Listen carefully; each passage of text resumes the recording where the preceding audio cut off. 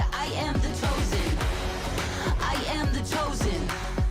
I am the chosen. My path is golden, keep building higher. I am the chosen. Cause I'm a legend when I'm in a storm. It's redemption I'm fighting for. Got a taste and it hits the core. And now I want more, more, more. Now I'm on top, got the world at my feet. Put that crown on my head, make you bow in defeat. I'm a champion, I've arrived, I don't stop, running back again, running back again. Now you feel the force of the beast.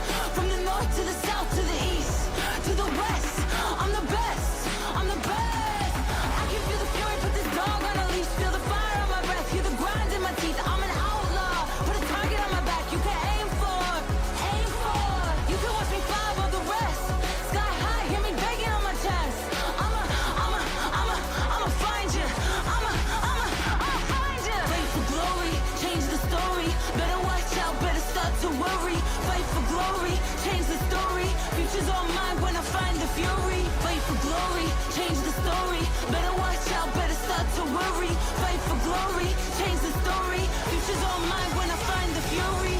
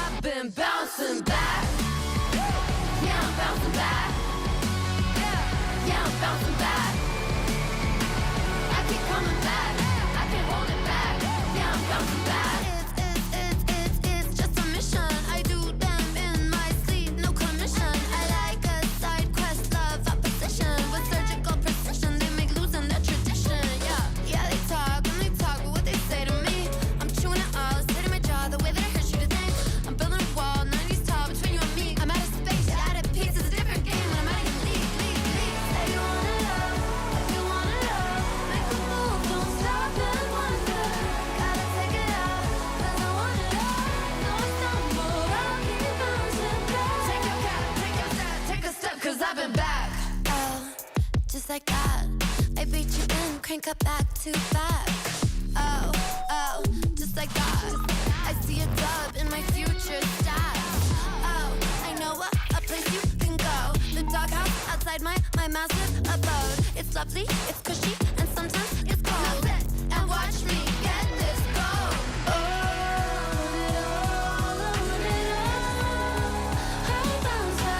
I just want it all. I just want it all.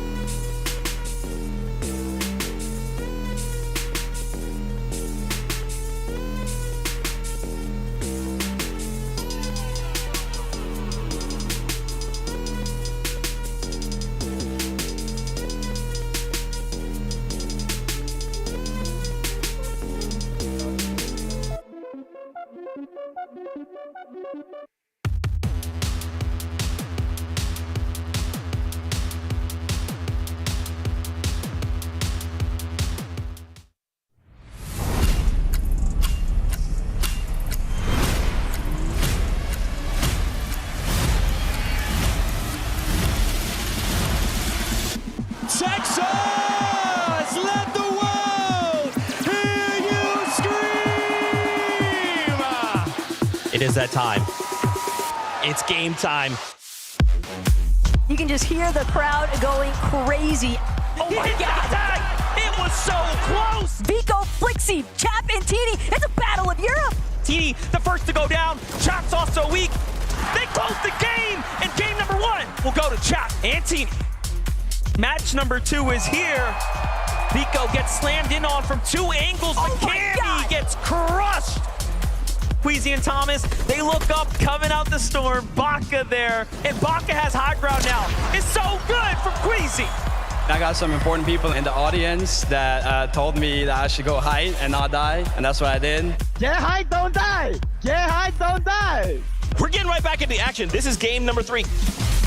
Peter and Boyo jump down from the high ground. Merstash is down, Malabuka's down. 2v2. Boyo, hungrier than ever, is gonna get 1. Swizzy could actually take it, but Peterbot trying to shut that dream down. Peterbot, Oh my tag God. is all he needs. Oh my God. Swizzy takes it home. Game number 4 is upon us. Looking to try and get the chomp from secondary height. Even hoping that he can continue to build up. He's trying to cut off my God. Queasy, and he finds him. Queasy jumps up and just gets melted there. Unfortunately for Aviv and Booga, they're going to get caught inside the structures. They're trying to work their way through, but Vico and Flixie, they bring this one home. Game number 5. Well played for Australia's Alex and Worthy. Now it's just up to Poyo and Peterbot to see what they can do. Everyone's burning through it, but Poyo strikes first. Bolts has an angle. Can he get it? But no. We're the best, baby! Bro, we're the best! Peterbot and Poyo strike yet again. Clearly the crowd is starting to rally with Peterbot now. Rise and Ager starting to fizzle it out. Pressure coming in from the low ground. The trade from Peterbot up top, and Boyo takes down Agers. These two took this last game by force.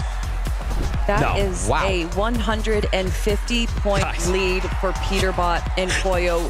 Tomorrow, we look to play another 6 games with a 1.5 times multiplier. So, until then, we'll see you on that battle bus. Hello, and welcome back to the 2024 FNCS Global Championship. Breathe that in. That's right. Today is Championship Sunday. Today, global champions will rise up and claim a title that every other duo in the world is fighting for and wants. Now, only one trophy here with a bunch of prize money available. Global champions. At the end of the day, Vivid and Levin, I don't know how I'm going to contain myself. 6 games, 11. That's all we have left. Global Championship 2024. It got here so fast. It feels like day 1 absolutely disappeared. Like it's crazy that we're even here already on day number 2. Very, very excited to see kind of what happens today, if there's any changes that can happen, or if the leaderboard kind of stays consistent. I mean, as a Fortnite fan, it's the best time of the year. It doesn't get better than this. Seeing somebody crowned as that global champion, you just know how much effort and how much work these players put in all throughout the year. Seeing that pay off, it's a beautiful feeling. I mean, guys, there's so many things to discuss, right? As we start to kind of prepare, you know, the players have had a day to kind of step back and go, okay, day 1 is done. We either performed well, maybe not up to our expectations. Maybe there's things we want to improve, and we have kind of an evening to take that all in and make some adjustments. How are you feeling coming into the competition? Do you think some of these duos are going to come in and just make some changes we're not ready to see? I think it's going to be really hard to make changes that are going to make that big of an impact, but we saw the effort being put in. We were leaving last night, and we saw the players putting that time in. At the end of the day, you got to do whatever you think will move you up in those standards. That's right. That's right. As we take a little quick tour around the venue, why don't we go hang out with our boy Adam Savage, who's hanging out with the players. Hello there, mate. It's great to see you. I mean, do you know what? I can't believe they've invited me back for a day 2. I'm just as baffled as you are. But here we are in the Players' Lounge here. There's a sense of tension in the air. There's a smell of competitive edge and pretzels. That's right. We're just kind of enjoying ourselves right now. I've almost been hit by about 6 basketballs, hockey pucks, ping pong balls, you name it. Everyone's kind of relaxing before the storm. The calm before the storm, if you will, is about to kick off very shortly as players make their way onto that stage there. The final practice has happened now. This is what it comes down to, those last 6 games, 6 yesterday, but these 6 today. You mentioned the 1.5 multiplayer, strategizing, tactics. Things are really starting to go through our players' minds now as they get ready to line up and go out into that main stage. So we can't wait to see how it's all going to go down. But we talk about world-class duos. There's one duo we've not met yet. It's the almighty Miniminer and Kelly Link. Thank you so much, Adam. Likewise, they've let us into the creator lounge somehow. We're here, Kelly. Yesterday, I got to hang out here. It was really, really fun. I was a little bit starstruck, got to meet so many cool creators. What was it like for you? Did you get to come up here, have a little bit of fun? I got to talk to Panda and Jacob PR, so it was absolutely incredible for me as well. But Minnie, I am so excited to get into the competition. Yeah, now we were on the desk yesterday, of course, breaking down the action. It was crazy, right? Have you got any highlights, any best moments, any favorites? I mean, the Swizzy 1v2 was absolutely insane. However, Peterbot and Pollo getting the back-to-back victory royales was definitely the highlight of my day. I loved that moment. Right there at the end of the desk as well, we were like, oh yeah, should we probably talk about some other teams other than Peterbot and Pollo? I feel like that's going to be a big talking point today as well. Final predictions. Who do you think is going to be lifting that trophy towards the end? I think I kind of already know the answer. What do you think? I hope more than anything that it is a close game, that we don't know who's going to win until game 12, but Peterbot and Pollo. Okay, well, that's not too surprising. I want to see Queasy and Thomas do well today. Second place. I'm excited to see if Thomas can pick up his first FNCS title. And the duo that are going to be taking us through that, it is MDF and Taco. Thank you so much, Minnie, and I couldn't agree more. I can't wait to pick up where we left off, and obviously the doors are just opening up, so we have a long day in front of us. Look, there is still 6 more games with a 1.5 times point multiplier that these players can look to try and take advantage of. We know it's not going to be easy. They knew it was going to be a challenge coming into this weekend, but I want to see how many of them are willing to take up the task. And that multiplier really does start to add up if you, for whatever reason or another, come up short in a game. That is basically giving away almost what will feel like 2 rounds. So although we see a strong lead from our first place team at the moment, it really is anyone's game right now, especially teams that are trying to jump up and finish on a podium stand. And what was really big for me was just getting that vibe off the player bus as well. Everybody just seemed so serious, so solemn, but like somber, but also ready and prepared to fight it out. So big day coming in, but we're gonna head back to Zeke. There you have it. Kind of just getting to hear everyone chime in and give their thoughts. Man, that 1.5 times multiplier is really going to change the way we approach today. I mean, for someone like Pollo Peterbot, they're just going to run away with it. Some duos might look to just change everything completely. But as we look at this breakdown here, 100 points, Vivid, for that victory royale by itself. That is more crucial than ever. Yeah, I mean, it opens things wide up for some of these teams that maybe did not do as well as they kind of wanted to kind of just shoot all the way up to that leaderboard. Also, we got to point out, 6 points per elimination there as well. We saw some teams put up double elimination games yesterday, and incredible stuff. Yeah, I mean, even the point difference between just getting second and that win now being more sort of exaggerated, it makes moments like yesterday when Peterbot and Pollo got the second place and lost to Swizzy, it makes those moments hurt a bit more, right? You really want to make sure you're cleaning out the game if you're in a top 2 situation. That's right, and of course, we can't forget $400,000 on the line here for the duo. Can they come out in the first place? And once again, everyone will just receive something for making it to this stage. But, especially with this multiplier, we're going to continue to kind of harp on this point. If a duo could say go from, like, let's say last place up to even something like top 10, guys, this is like life-changing amount of money. Yeah, it would be huge, but I'm not going to lie. Like, the nerves have to be going crazy right now because now we're in the second half of the competition. And I can tell you from experience of playing these events, once you kind of hit that mark, you kind of start to count the games you have left, right? Like, say game number 1 of today, game number 7 across the competition does not go well. Then you're like, well, 5 games left. And then you go to the next one, 4 games left, 3 games left. They just disappear so fast. Well, Vibid, as someone who's played in these types of competitions, how do you sort of prep coming into day 2? Are you thinking about changes in strategy at all? Like, what's the sort of headspace like? Always a big fan of just sticking to my roots, right? Dipping into that memory tank, things that happened months ago, years ago, trying to use all that, not really trying to change many things up between day 1 and day 2. That's right, and they can't forget, they are all competing for this accolades, prize money, and of course, a trophy.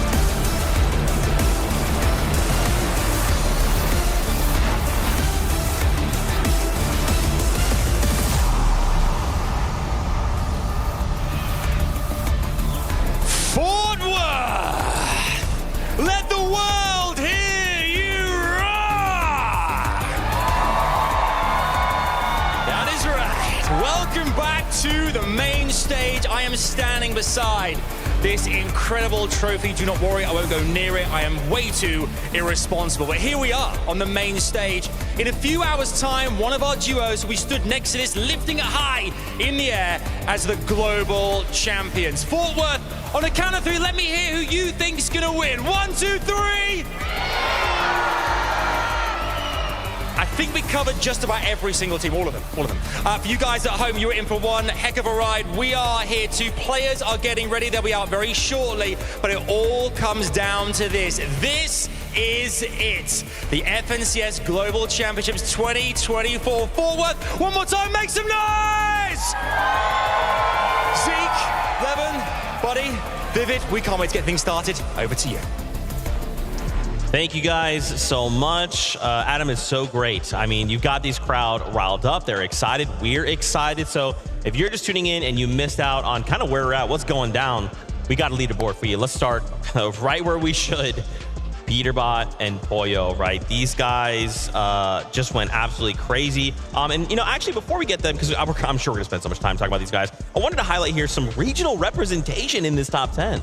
Yeah, I mean, we go ahead and take a look at the teams. We got 4NA up there, 5 EU, and shout out to the Asian team there in 10th place, representing. Cool to see when we're talking about an international competition, we have to always keep in mind that regional thing. But of course, yesterday, absolutely dominated by none other than Peterbot and Pollo themselves. I mean, everybody had question marks going in.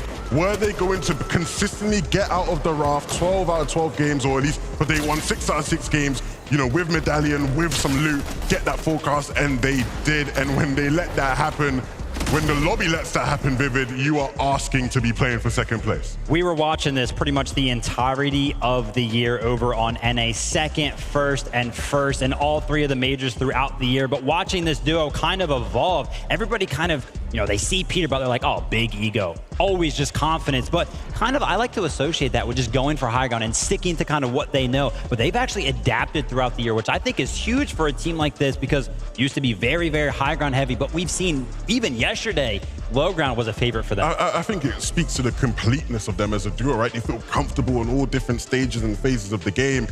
And I mean, again, it's the reason why many people are already saying this is the best duo we have ever seen in competitive Fortnite. Been very, very consistent throughout every single one of the games, and that's going to start Peterbot himself getting that mythic rifle to be able to use. And I was looking at the damage dealt yesterday. I was like, you know, I wonder who went ahead and actually dealt the most damage, and it was no surprise. Peterbot himself, 10,800 damage, separation of upwards of 4,000 between first and second there. Yeah, what was this whole thing about how Peterbot can't perform on land? He doesn't do it on land.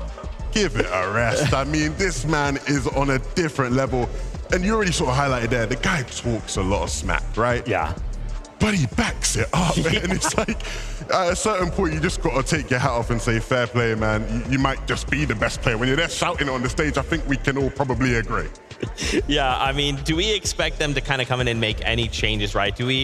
Let's just pretend there's some crazy world where they're just like, they don't make it off spawn. Like, is that even a thing? Like, do we expect them to come out and just do more of the same we saw yesterday, and now with a 1.5 times multiplier?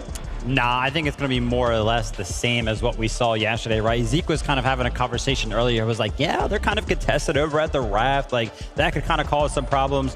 Levin, let's be honest, they're really not contested at all. They're getting the exact loot that they want. Nobody's really messing with them. But it's not even the loot at the raft that we should really be paying attention to. It's the rotation out of that happens so fast towards that forecast tower. Right. Yeah, I mean, the impact of forecast towers has just been insane, right? You ask the players, how crucial is it? And a lot of them will tell you, you get forecast tower, you better have a good game, because it is just so crucial.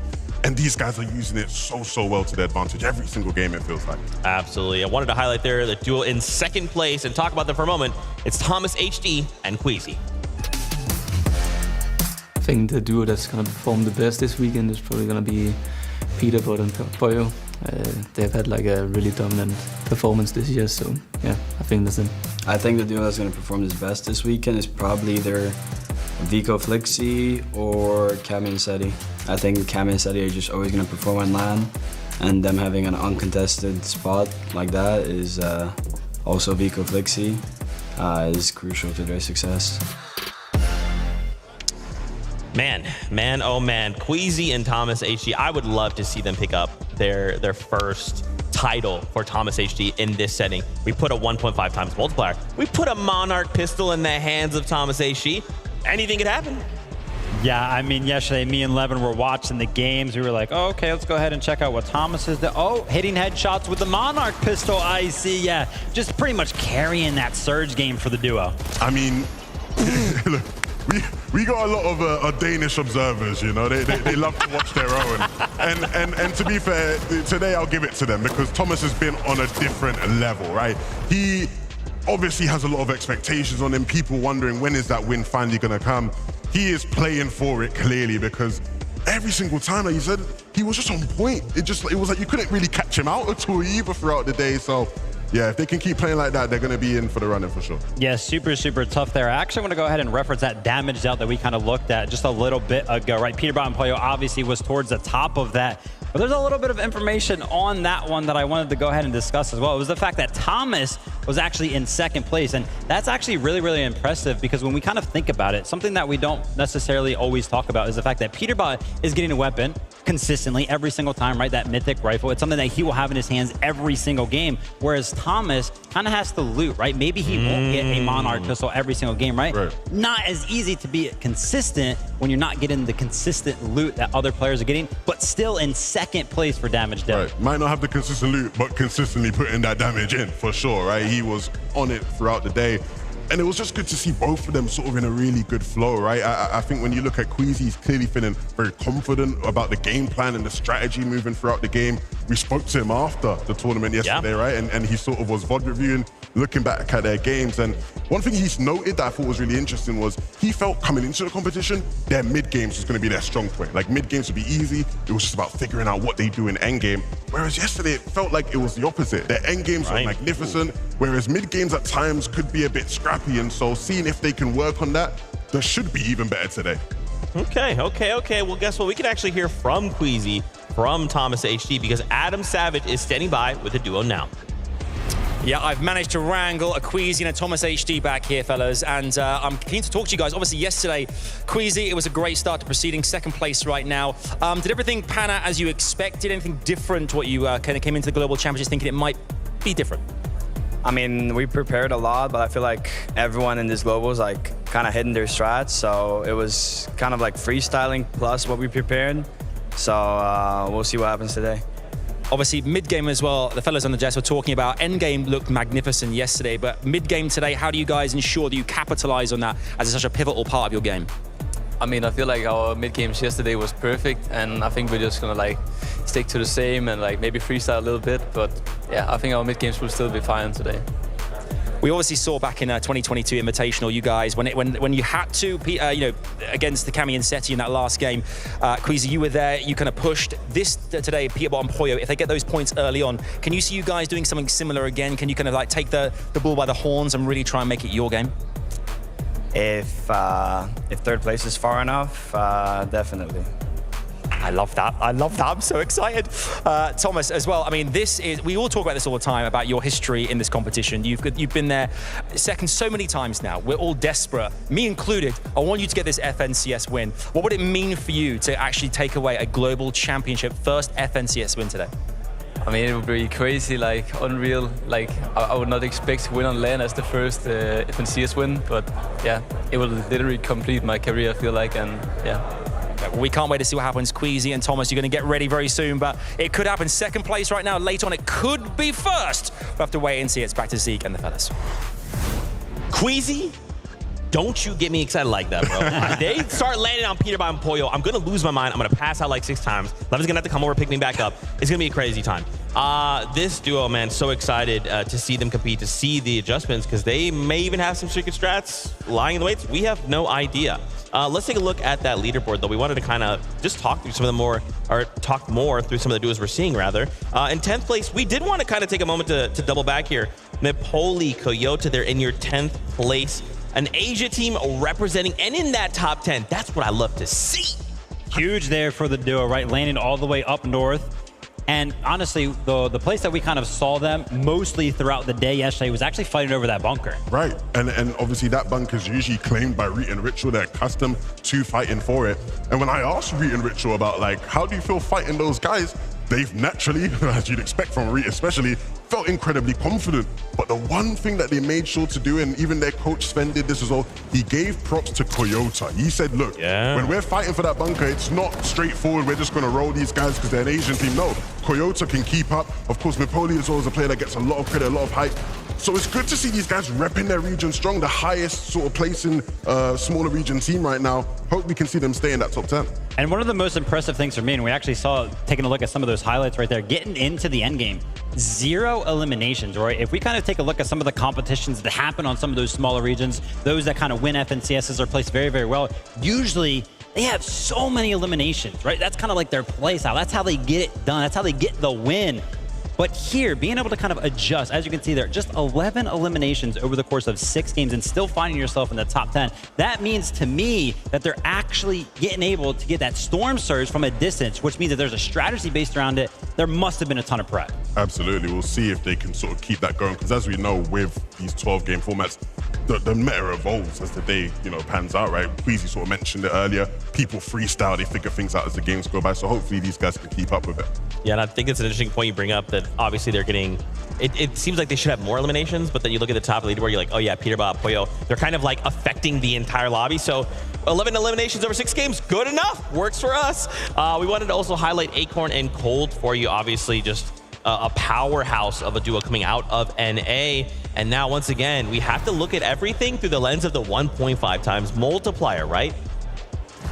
They played super well yesterday, and I got to give a big shout out to the early game, right? How they actually handled being contested. First and foremost, just taking the fight to the other team and winning it, always there, and just always just so consistent, right? Levin, I got to give a shout out to you. Something that we talked about earlier yesterday was something that you gave a shout out to Acorn and Cold all the way at the beginning of the year. Yeah, I remember we did an episode of the Drop Spot, right? The first one of 2024. And the lovely Adam Savage asked me, who do you think is going to win the Global Championships? This was before Major 1 was even played. And to me, the obvious answer was just Acorn and Cold, right? Because they're a duo you can rely on, you can guarantee they're going to step up, going to perform. To what you said there about, 1.5x multiplier, Zeke, just now, recently in Major 3, day 1 of Grand Finals in NA wasn't the best day for them. Day 2, they were the best team on day 2 with the 1.5x multiplier, right? And it shot them all the way up the standings. So I, hope to see more from that today with these two. I'm a massive Cold fan as well. I think he's probably the only player that you could say really has matched the level or come close to the level of Peterbot over the past year. Cold gets so much love, and for good reason, right? I was like, how has Cold really played? Because we always see him towards the top of the leaderboard. And I took a look at it, and I was like, holy, it's like that? So Cold's made it to 13 FNCS finals. That includes Invitational and Globals last year. He has only placed outside of top 7 one time. Gosh. One time. Are you kidding me? So he's gotten top 7 12 times throughout FNCS. That's why those type of predictions are made. I love to hear it. I love to hear it. And what we would love to do is hear from Acorn. Adam Savage is standing by. Over to you. Thank you, guys. Yeah, I'm delighted to be joined by Acorn right now. We're just catching up about all things life in general, really. It's been such a great year for you guys, for you and Cold. Walk us through kind of like what happened yesterday, that first day. I want to talk about off-spawn particularly. Are things going in the right direction right now? Okay, so yesterday was a good day. We ended up 5th. Off-spawn's looking good. We eliminated them 3 times, and the other 3 times we just split it. So depending on our situation, we kind of make a decision, but it's looking good. Overall, I feel like we're in control. Because we were just talking just a second ago, and the confidence, despite the kind of like the big lead that Peterbot and Pollo have got themselves already, 5th place right now, there's still plenty to play for out there. Oh, we're winning. Oh, 100% we're winning. I love that. We're only going for first. The thing about me is I need that trophy. That's what people have to understand. I'm going for that trophy. That's what I want. I got my eyes on it. If we have to land on Peterbot, we're landing on Peterbot. I kind of respect the greediness. I love that. You want that trophy, it's yours. Talking about the rest of the day, I mean, this year you guys won Major 1. You've had an incredible time together as well. This will be the icing on the cake, obviously, but today, the 1.5 multiplier, how does that change things as well for the lobby in general and for you guys as a team? I think it's great. 1.5 times multiplier, it makes everyone still try. Even if you're in 50th place, you could still end up top 5. So I think it's great. Also, me and Cold, we're a day 2 team, so we adapt really well. Once we play first day, we learn from it. Day 2, we come back, we come strong, and we make sure to close it out. And finally, obviously, raising that trophy here in Fort Worth, the Global Championship trophy, to add to your career, the repertoire of stuff you've earned thus far, how great would it be here in this moment to do that in front of all your peers, all the other teams internationally, you and Cold lifting it high above your heads? I mean, that's like one of my biggest goals. Like that, I think that's the only thing that's left in Fortnite for me is just a LAN win. So. Well, there you go. You heard it from Acorn right there. Could Acorn and Cole go all the way? They have everything lined up. They're very close to that top spot. Will it happen? We'll wait and see. Back to Zeke and the gang. I don't know if they got that on camera, but the moment that Acorn said, hey, we'll land on Peterbot, we'll land on Poyo if it has to go that way, the crowd erupted. They were like, yes, that's what we want to see. You can tell we've got some Acorn and Cold fans in the building. Clearly they respect the courage, right? I think that's what this game is all about. But it's so interesting how Acorn sort of echoed a very similar sentiment to Thomas HD and Creasy, where it's like, this is that last thing we want to achieve in our careers, and we are willing to do anything to make that happen. There's a lot of legacy riding on today for a lot of our historic players. I love the acknowledgement there from Acorn, right? Noticing or recognizing that they are a day 2 type of team. So it sounds like to me, they're feeling pretty confident. And how many other duos are feeling the same thing, right? Day number 2, we've had it, and I kind of, again, I think back to the drop spot leading into this, right? Benno saying, hey, day 1, it's about kind of coming out with these strategies. And then day 2, everyone goes, okay, this is what we're kind of having to deal with. How are we going to respond, right? So some of these teams will definitely look to come out strong to just change. I mean, if we start to see people go, Peterbot Poyo, we're not going to give you that medallion. We need to take it back. I mean, how will that go? More to see in the future. With that being said, though, we were kind of curious to hear the players' thoughts on how they felt about each other. So take a listen. CES is the biggest tournament of the season. 100 players, 50 teams of 2, players all around the world. They all travel to one place to play on a stage in front of everyone. One weekend, one map, last one standing wins the game, 12 games, and they crown the champion. That's how I'd explain it. No other game's doing it like Fortnite. The esports here is crazy. So the most consistent duo this year, I mean, it's obvious. Best duo in the world right now. I mean, placements speak for themselves. they got second major 1, first major 2, first major 3. And they won like a lot of duo cash cups, so. Well, the first season in general, they were dominating. Now they're looking really strong. I don't think anyone put them that crazy. Like 100% the most dominating team of everyone. I mean, there's no one else more consistent than us, I would say. I'm not sure that it will surprise anyone, but I'm pretty sure that Kami and Saiti will do good, as they always do on LANs. They kind of just have everything scripted. They have the entire game scripted and how they're going to play it. They're always just one step ahead of everybody. I'll say Epic Whale and Muzz impressed me with their performance. We just stopped playing with them last season to play with Benno, and I was really hoping he qualifies for Global. So them getting, I think, 7th, it was impressive for me. And then another team which is like also pretty underrated still is Batman Boog and Rapid. I think they're also kind of underrated. I just think they match really well together, and like they know how to play the meta. They're good like fighters and all that. Rapid's a super smart guy. They've been doing really well these last 2 seasons, and they've kind of proven to everyone they're like as good as the rest of us. They're on a come up this year. They're doing good. I think they can sneak in a top 3 here if they play their best. So one person that I've been watching to like that I would really love to incorporate some of their game into my own is Seti and Cammy as a duo. Actually, every single LAN they come to, they come from more prepared than anyone. They have more strats up their sleeve. They just create new strategy and new metas on their own. Basically, everyone watches their games to see like what they're doing, and then they can learn from what they do to implement it into their own game. I say probably Acorn and Cold. I think Acorn, he has a really good understanding of the play style that I try to play as well. I think we both kind of do the same thing. I want to see how he thinks about some situations. And then Cold, I mean, he's just a good fighter. If I want to do good that's not us, probably be Kanata and Cooper. Good friends with them, and I think they have a really big shot. I think Srizi and Yapko, because Srizi can play with his duo. Also last year he couldn't play on the LAN. Mariuka Mirsaj, because it's my friends. I hope Srizi does good as well. Like he deserves it. I think he also deserves to play a good tournament too. I want Clay to get a top 3 for the first time in his career. I would want the Middle East teams to do good. Yeah, for me it's probably Region with the Janus Pixie, like all the Germans basically. Honestly, all the OC boys, I hope they do good. 100%, all my friends, you know, Kanata, Paper. I've been helping them out on the side, just trying to see them do good. You know, when I thrive, I want my boys to thrive too type thing. So that's just how it be. So obviously, you know, we've seen a little bit of the cockiness, the confidence come out of these players. But at the end of the day, you can really tell when we kind of sit them down and just ask them like, hey, what do you think? Like, there is so much respect for each other in the community. And You can just see just so many different testimonies of everyone just thinking the same thing. Like Acorn said, if I thrive, they thrive, right? And that's so awesome to see. Yeah, I mean, tons of respect, and it's definitely well-deserved. I mean, we got the best players from all around the world. None of these teams are going to be easy pushovers by any means. I mean, I agree with you guys, and I think that's... Oh, God. Here we go. But I'm also a bit tired of these guys doing this whole humble gimmick. What's all this? Because I know if you ask them in private, they're telling you, I don't care about that. That's what I want, you know what I'm saying? But it's good to see, though, because I think you see a lot of respect. I think, especially within the regions, right? Because when you play against certain people so consistently over the years, you do just build that respect. Interregionally, things can get spicy sometimes. Sure. Now, speaking of spicy, let's take a look here at mid-match objectives. So we've kind of tossed around a few words, right? Things like forecast. What about Rift Island, right?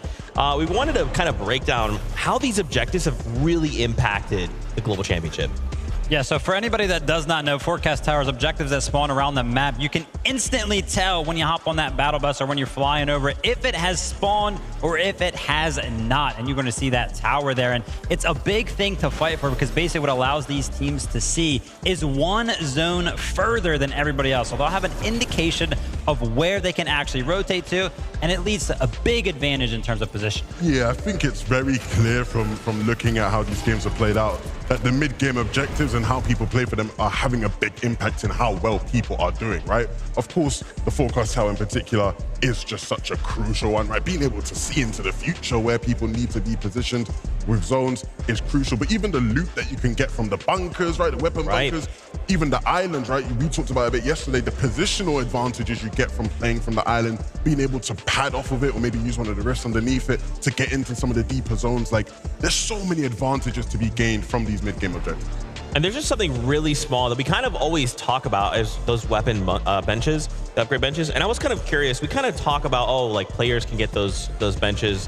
What does that mean though? So we take a gun, we can kind of customize it. In what ways would we really kind of like tamper with that weapon to really fit our playstyle? I think easily the one that every single competitive player is going to instantly highlight is the ability to add, remove, change the scope to the one that you definitely prefer, right? We've been talking about Storm Surge pretty much exclusively throughout every single competition ever since it was ever implemented, right? It's very, very important. And having a scope that you prefer or one that you think is the best is always a big advantage. Yeah, absolutely. I mean, you know, being able to sort of have that consistently. Again, the team that's in first place have had all of those things consistently, right? When I talked earlier about talking to Queasy about what do you have to do to work on to improve for tomorrow and have a chance of winning, he said, yeah, I can do this, that, or the other. But how am I supposed to beat a guy that gets the Forecast Tower, a bunker, can upgrade his weapons, and he's playing for Island sometimes?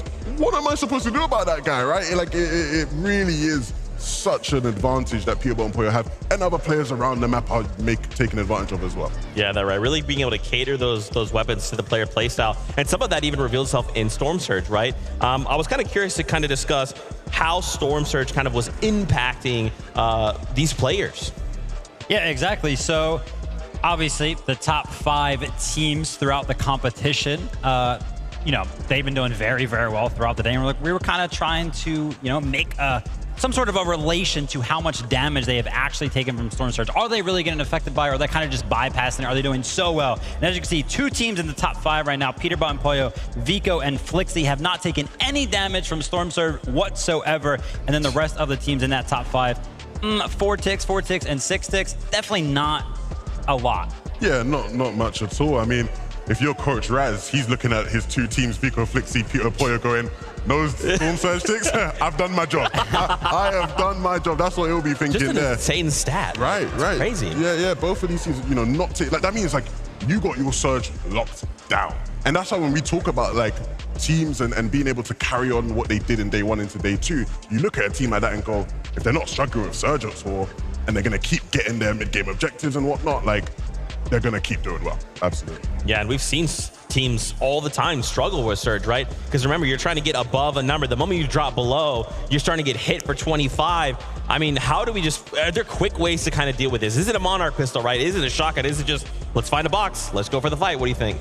I mean, it's going to be preparation. As soon as you kind of fall behind on storm surge, the rest of the game is pretty much over. Like, we see teams always try to come back, right? Try to regather their resources and everything after that, but it's just a constant battle because once you're below, you're pretty much below for the rest of the game. Absolutely. I mean, one thing I really wanted to look at, right, was just where the zones are. I think we always talk about how zones pulled and where the zones are when it comes to any major Fortnite tournament. And these were the positions of all the 6 zones we saw throughout these games. This is 6 zone in particular as well, which is really interesting because I think when you look at this season and the meta right now, Vivid, a lot of the players, when you talk to them, have been struggling with 6 zone rotations. It's one of the most difficult zones to navigate through. But when you actually look at the zones and you look at where all the top 5 teams have been landing, even though they're all over, you know, they're not having problems at all, right? You can see it's less about where you're landing and more about taking advantage of the zones you get when you can. All these teams landing in different corners, but yet still consistently doing well in these games. Yeah, definitely. I wanted to give a big shout out to Clix and Venom right now. I saw that Venom made a little bit of a social post I was mentioning, like, man, I really wish we could pull some zones, right? So that's kind of affecting him when it comes to that. But the biggest stat that kind of stuck out to me in particular with Clix and Venom is that they actually led duos in damage dealt in the first 3 zones, right? So that's an amazing stat right there. They're starting the early game very, very cleanly, which is actually impressive because as we know, just 2-3 days ago, they found out they were actually going to be contested. The fact that their early game is still going well in terms of damage dealt is super impressive to me, but maybe that's kind of the point where, you know, bunkers start to get claimed, those other positions, you know, right? Rift Island, the weapons of like Peterbot, all of these attachments that get added onto weapons, then they start coming to play, and maybe that's where they're kind of falling behind. Absolutely. I think from talking to Venno, I think that comes from their individual brilliance rather than having a consistent game plan, right? I think they are still trying to figure things out in terms of splitting that POI with Resigns and Demo from OCE. Like, how do we get our loot, get out, and get enough damage and be able to play through these games out? I think they're still figuring that out, but the fact that they're still so high on damage just shows how great they are individually as players. In that situation, though, do we just say, like, day 2, 1.5s, we're just going to fight you? Like, what do we have to lose, right? What do we have to lose? So do you know what the problem with that is, Zeke, unfortunately? As soon as they start fighting, right, Clix gets knocked in the feed, or Venno gets knocked in the feed, Peterbot and Poyo coming flying over quickly, right? And so you're in a tough spot there where even if it isn't Peterbot and Poyo, right, Giras and Chari who land nearby, the Polish duo, they see those guys fighting. Again, they're going to be on that hill nearby thinking we can get some free damage here. Man, crazy stuff, crazy stuff. I want to talk more, but I know what you guys want. It is to meet these players. So Dickie's Arena, give a big warm welcome to the first 10 duos.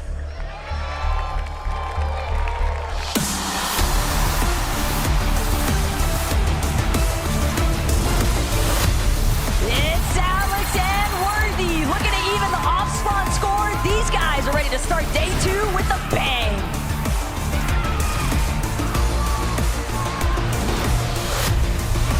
Let's give it up for Andalex and Sato. The first product are going to have to dig in deep today. And let's hope that they find that last-minute strength to succeed, just as they did at Major number 2. Everybody make some noise for Baka and Pars. 1 match out of 6, we saw their potential, and today's a second chance for Baka and Pars to find success on the global stage. Here's Casper and Prism. They are here, especially after heating up in game number 6. The real question is, can they keep up what they started? Walking in now, you got Job and Michael. It's been a tough day 1. What have they learned, and how have they evolved?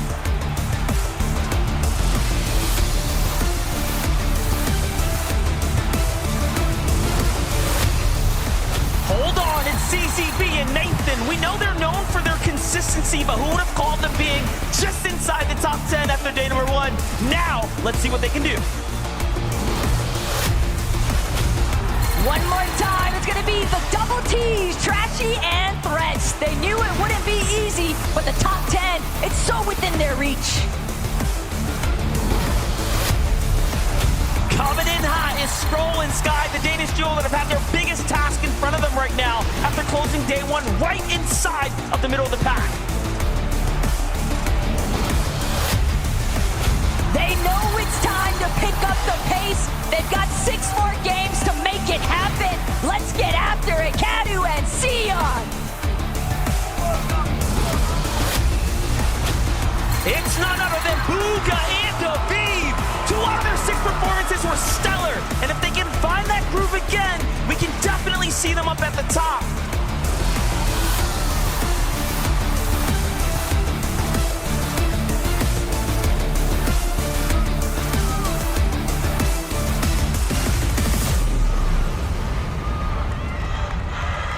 I think that's probably my second favorite part of the show is bringing out the players. The first will be when we lift the trophy. But to just hear the crowd lose and to see kind of the players in that moment really take in, man, there's a crowd. We're here at LAN. Let's go. A duo that didn't budge an inch. Baka and Bars.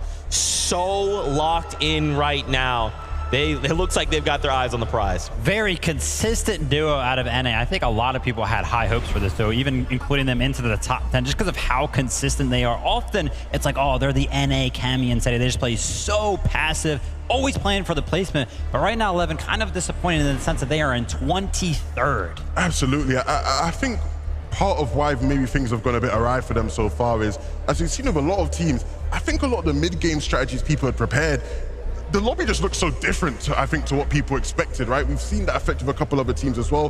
Queasy talked about it when we interviewed him earlier, right? Like, there was a lot of freestyling that had to be done. Hopefully, these guys have been able to use that experience from day one and cook up something a lot more consistent today. That's right, and you guys heard them. I mean, the moment we talk about Bugha in any capacity, crowd goes absolutely crazy. Shout outs to him paired up with Aviv. And of course, shout outs to JP, very special guest there who got to walk out with them. Currently sitting in 24th place, but if Bugha's taught me anything, it's you can't count Bugha out. He can make anything happen. And now we just said, Bugha, I don't know, what about a 1.5 times multiplier? Can you work with that? I think Bugha and Aviv can work with that for sure, right? I mean, like you mentioned, it's really, really hard to count Bugha out. Honestly, he has survived in Fortnite competitive for so long because of how smart he is, because of how much experience he has. Well, now I gotta say, Levin, it's time to put that experience, that knowledge to test. Day 2, can the comeback happen? And there's so many people here that love him and are rooting for him, and he's got to do it for them. That's right. Do it for the people. That's what we want to see. But for the people, we will now bring out the next 10 duos.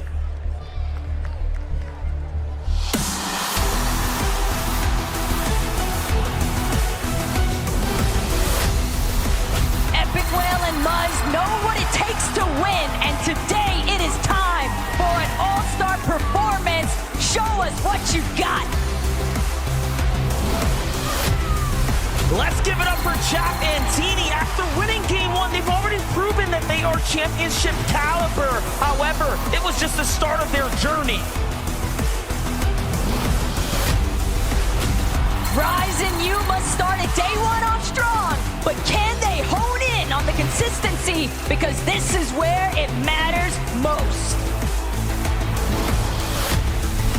Ping and Watts, ladies and gentlemen, they began surging up the rankings here in day number 1, and if anything, the rest of the competition has to continue to go that way for them.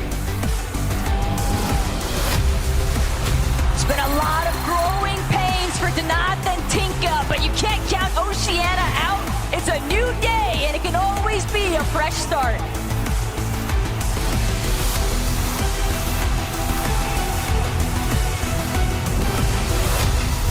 It's none other than Quatsi and Gone. NA and Brazil are going to have to dig deep today to make the community proud. This duo has shown that they can win fights, but now they need the placements. Si se puede, Clone and Krabsu. Their next move is hopefully going way up on that leaderboard. It's double trouble. We have Re and Ritual. Closing the day out in 25th was tough, but now with the 1.5x multiplier, can Re and Ritual find the strength to pop off? A massive welcome back to Reason and Mateo. Can they crack into the top 10 for day number 2? Batman, Bugha, and Rapid are in the building. Everyone is wondering, how is this team going to adjust? And can they actually prove that they're one of the best on NA?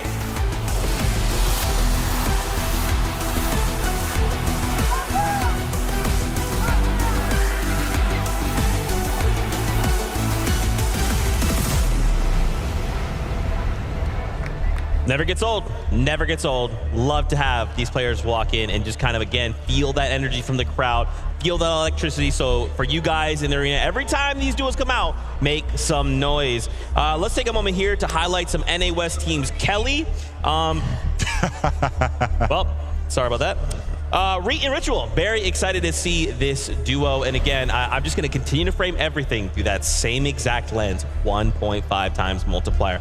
What can we expect from the duo coming into the competition for day 2? Something that we touched on a little bit earlier, Levin, right? The fight that's going on all the way up north between Reet and Ritual, Kyoto.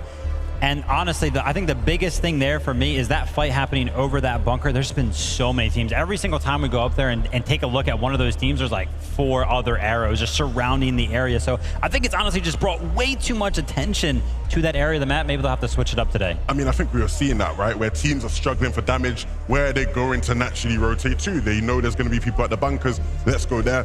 It was funny because it was one of those games where we went there. I'm expecting to see Mapoli and Kyoto fighting Reet and Ritual. It was like Zagu and Shiram. These guys must be thinking, do the Asian players just hate us? Like, why are they all coming to our bunker? Oh my goodness. But look, if you expect anyone to be able to deal with that pressure, especially when it comes to fighting, you'd think Reet and Ritual can do it. Absolutely. And once again, from one Booga to the other, Batman, Booga, Rapid, these guys once again, as long as your name is Booga at some capacity, the crowd's going to go wild. But to see Batman, Booga, and Rapid perform here today, they've got the crowd behind them. What do they have to do to kind of put those pieces together? Talk to Batman, Booga a little bit, hoping, honestly, just an early rotation out of Grimgate. Maybe look towards the south, towards that bunker down there that I think Swizzy and Yapko have been getting. I think it has to be that, right? New solutions to get early damage going into the mid game. That's right. That's right. Well, you know what time it is. It's time to bring in the next 10 duos.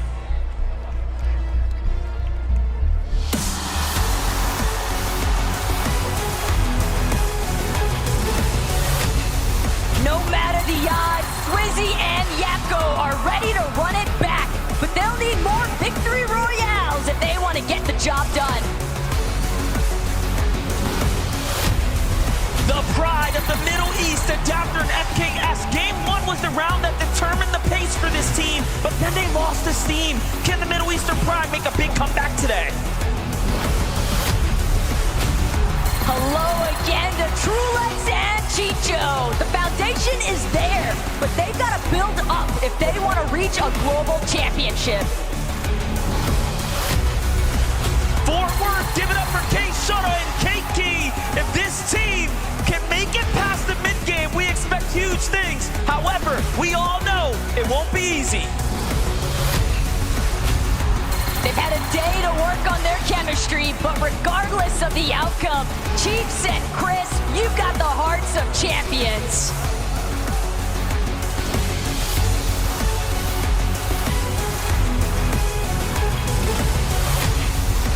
Let's put your hands together for Huddy and Kovacs. This team was contested on day number 1, and after a near-perfect day, they came in sweeping through the competition. Dukes and Sphinx found their footing in day number 1, and maintaining their consistency will be a big step in the right direction. All the way from Japan, it's Bobby and Larpax. They have their work cut out for them here today. Will some of Asia's best be able to step up to the challenge? After taking the night to review, Aspect and Kazi have hopefully developed a strategy to turn the tides back in their favor. It's your boys, Acorn and Cold. They had a spectacular day 1 performance, placing in the race for a trophy finish. But let's see if they can close out strong now. Cold is welcome with.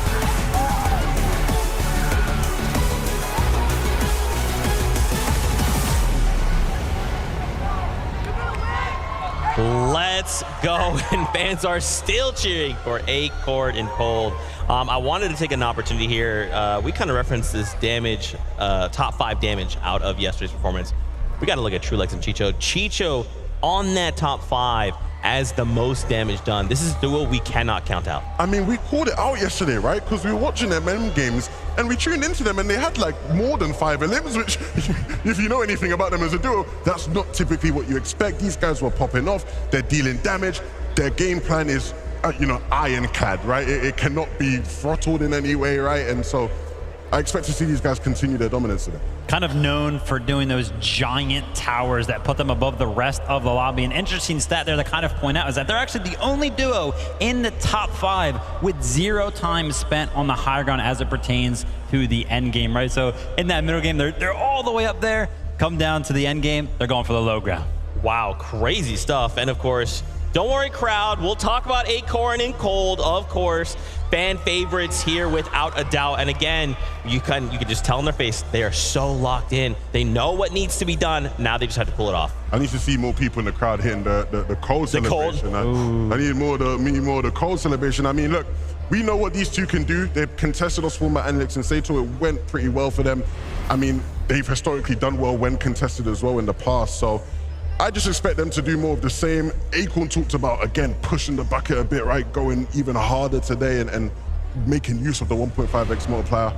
I'm super excited to see what they do. Such a consistent team. Cold is used to putting up big elimination games. Is there anything that I had in terms of requests for day number 2 out of this duo? It's gonna be Cold. One of those games, 10+ eliminations. Let me see one of those pop-offs. That's right. They said they're a day 2 team. So Acorn, I'm gonna hold you to that. With that being said, though, let's bring in our next 10 duos.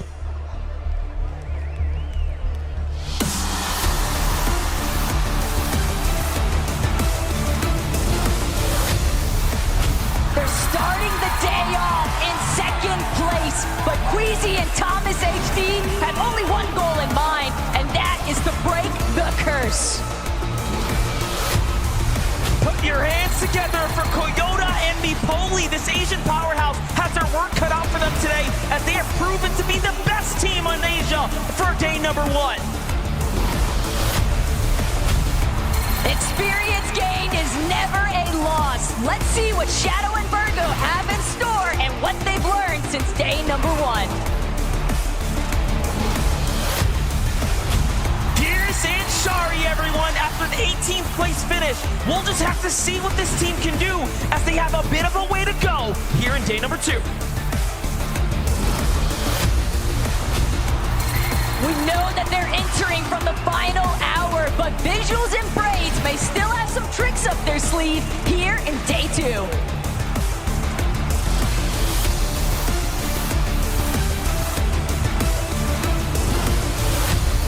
Agers and Rise, after being surprise contested, this duo still managed to find their stride and close out with an impressive 11th place finish. What can they do next? We know they've been hitting the VODs and looking to review, but now it's time. Janice and Pixie, they're ready for the fresh start, but can they break through? Coming in hot, it's Ed and Persa. The Brazilian fans will need to come together for this duo, because they're going to need your energy if they want to make a top finish. They're taking every opportunity, but Damo and Resigns are here to show that they can hold their own on the global stage. It's Peter Bond, it's Boyo. Make some noise, Fort Worth. There's nothing much to say for these kings of NA, other than they might just prove to the world that they're the strongest team here.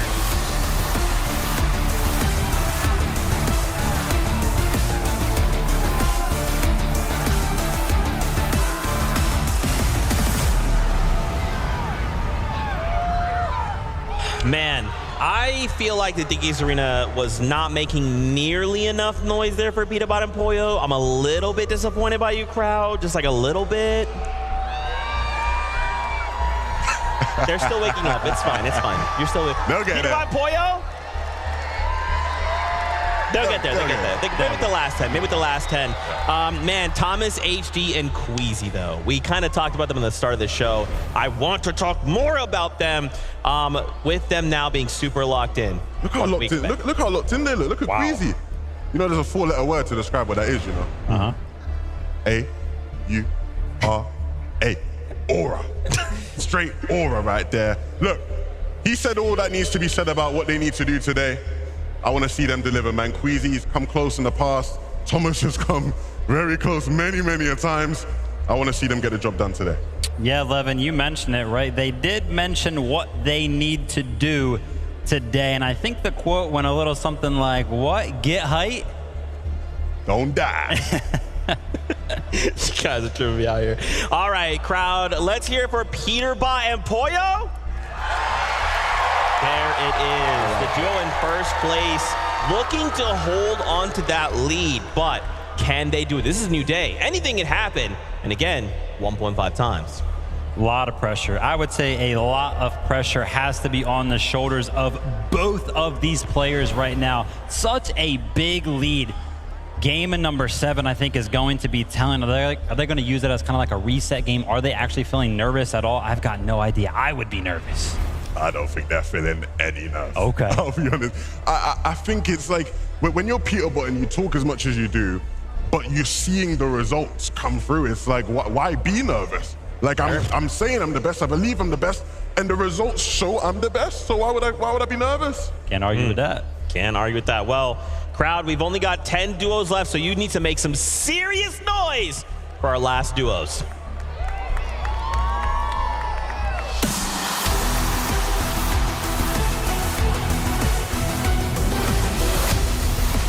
Everybody give it up because Vico and Flixie are back again. They had a good performance in day 1, but now it's time to be great.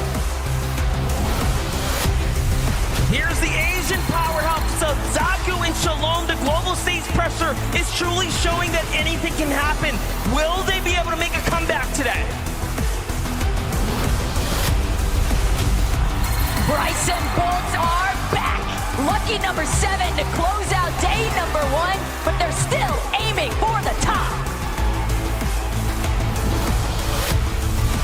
They're back. Malibu Gamer Stash, after being contested, they have their work cut out for them off the drop.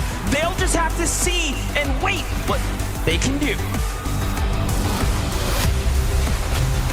Another day, another opportunity for Cal and Haman. Let's see how they adapt and overcome.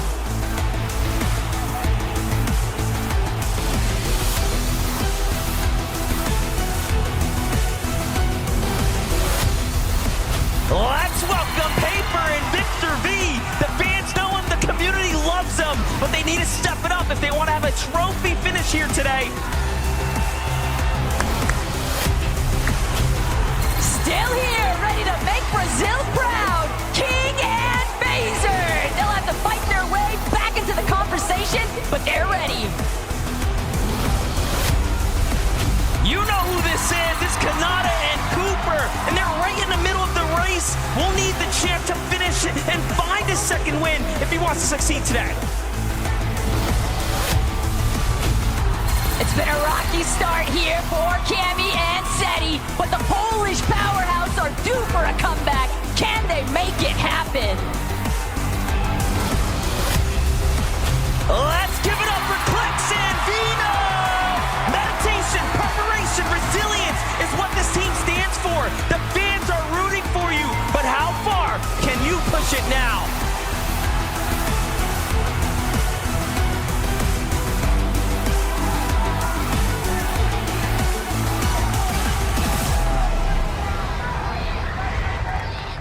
That is the kind of audience reaction I want, and that is what I hope we continue to just do that for the rest of the day. Shout outs there to Clicks and Ven at the very end. Hanging out with Max from Make-A-Wish. We got to hang out with JP and Max. Excited and thankful that they could hang out with us. Now, we got to start things off. We saw Sammy. I always Sammy. did it. He did it. I did it to myself. Oh, man. Seti, Cammy. I'm sorry, I just mix up letters in my head. Seti and Cammy, very excited. Much kind of like all these other dudes we talk about day 2 team, right? We can never count these guys out invitational winners. And now, what are they looking to do? They were the team that I felt probably had the biggest effect of what I talked about yesterday with Chapentini switching over to the Nitrodrome. Oh my goodness, had such a big ripple effect on Cammy and Seti. When you look at how they were playing before, they were in a surge base, they had another surge base in Canada Cooper near them, they had Ryzen Ages near them, but Chapentini landing at Nitrodrome sort of warded those teams off, so all of a sudden Cammy and Seti, they're going, hello? Like, where is everybody, right? Nobody's here anymore, and had a big effect on how they played in the mid-game, so hopefully they've cooked something up overnight. Yeah, we had a lot of those zones kind of pulling north as well, right? So a lot of those southern teams actually like to sit in the storm, and with Chapentini there, right? them being unpredictable in terms of being there kind of messes up that rotations for a lot of the teams that are to the south. Difficult situation, to say the least. Finally, Clix and Veno kind of rounding out our duos here once again. They've been hot and cold, right? And they've kind of been put into these situations where they've been in these shambles situations. However, they've had time to go back to the drawing board. What do we expect in day 2? The drawing board, I'm happy that you kind of brought that up, Zeke, because if there was anybody that was hitting the VODs, hitting the replays, looking for something to exploit, it's the guy right there on your screen. Veno was looking for something. Levin, did he find it? I mean, I hope he did. I hope he did. I mean, you guys are going to have to show him some more luck. Can we make some more noise for Veno? There we go. There we go. Look. These two, it's been a tough sort of tournament for them because coming in, they were the favorites for a lot of people, and understandably, things look so clear-cut for them. The switch up and being contested makes things awkward, and so hopefully now they've sort of got more of an idea of how they need to play with the loot they have and the timings that they have coming out of that spot, but I can't imagine it'll be easy even today. Yeah, no, I mean, crowd, you guys absolutely need to be cheering on Clix and Veno. You can see it on Veno's face. He's locked in. He's here on a mission. And now they just have to execute their plan. We're getting closer and closer to kicking off day number 2. As we kind of prepare ourselves, is there maybe something you guys are hoping to see here in game number 1? Is it some crazy strategy? Is it, let's just all everybody go 5 beat about Pollo, try and shut him down, let's have a normal game for once? What is it? Man, what do I want to see throughout these 6 games in general? I just want to see some good Fortnite, right? There were moments yesterday. I think one of the biggest ones that everybody's kind of been pointing out is the Swizzy 1v2. Heck it, let's have 1v2 in every single one of the games today, right? Keep those end games spicy. I mean, me personally, I ain't praying on their downfall or nothing, right? Okay, but it would be nice for Peterborough and Pollo to have a slower start so we could have more of a competition. I'd like to see it be close by game 12. Okay, all right. I think that's fair. I'll just rewrite the script super quickly before we do that. But Fortnite fam, it is that time. Game number 7 is prepared for us. So let's send it on up to Monster D-Face and the best taco to take us in. Yeah, listen, I'm with you. The script, we got to go ahead and adjust that bad boy for day 2, of course. There's 6 more games here. Yeah, and exactly, and I mean, I know it's really easy to get caught up in that point disparity that Peterborough and Pollo have established, but again, the 1.5 times multiplier makes anything possible, and we've already heard a couple of pretty popular duos. Some strong teams say that they're ready to challenge here in match 7.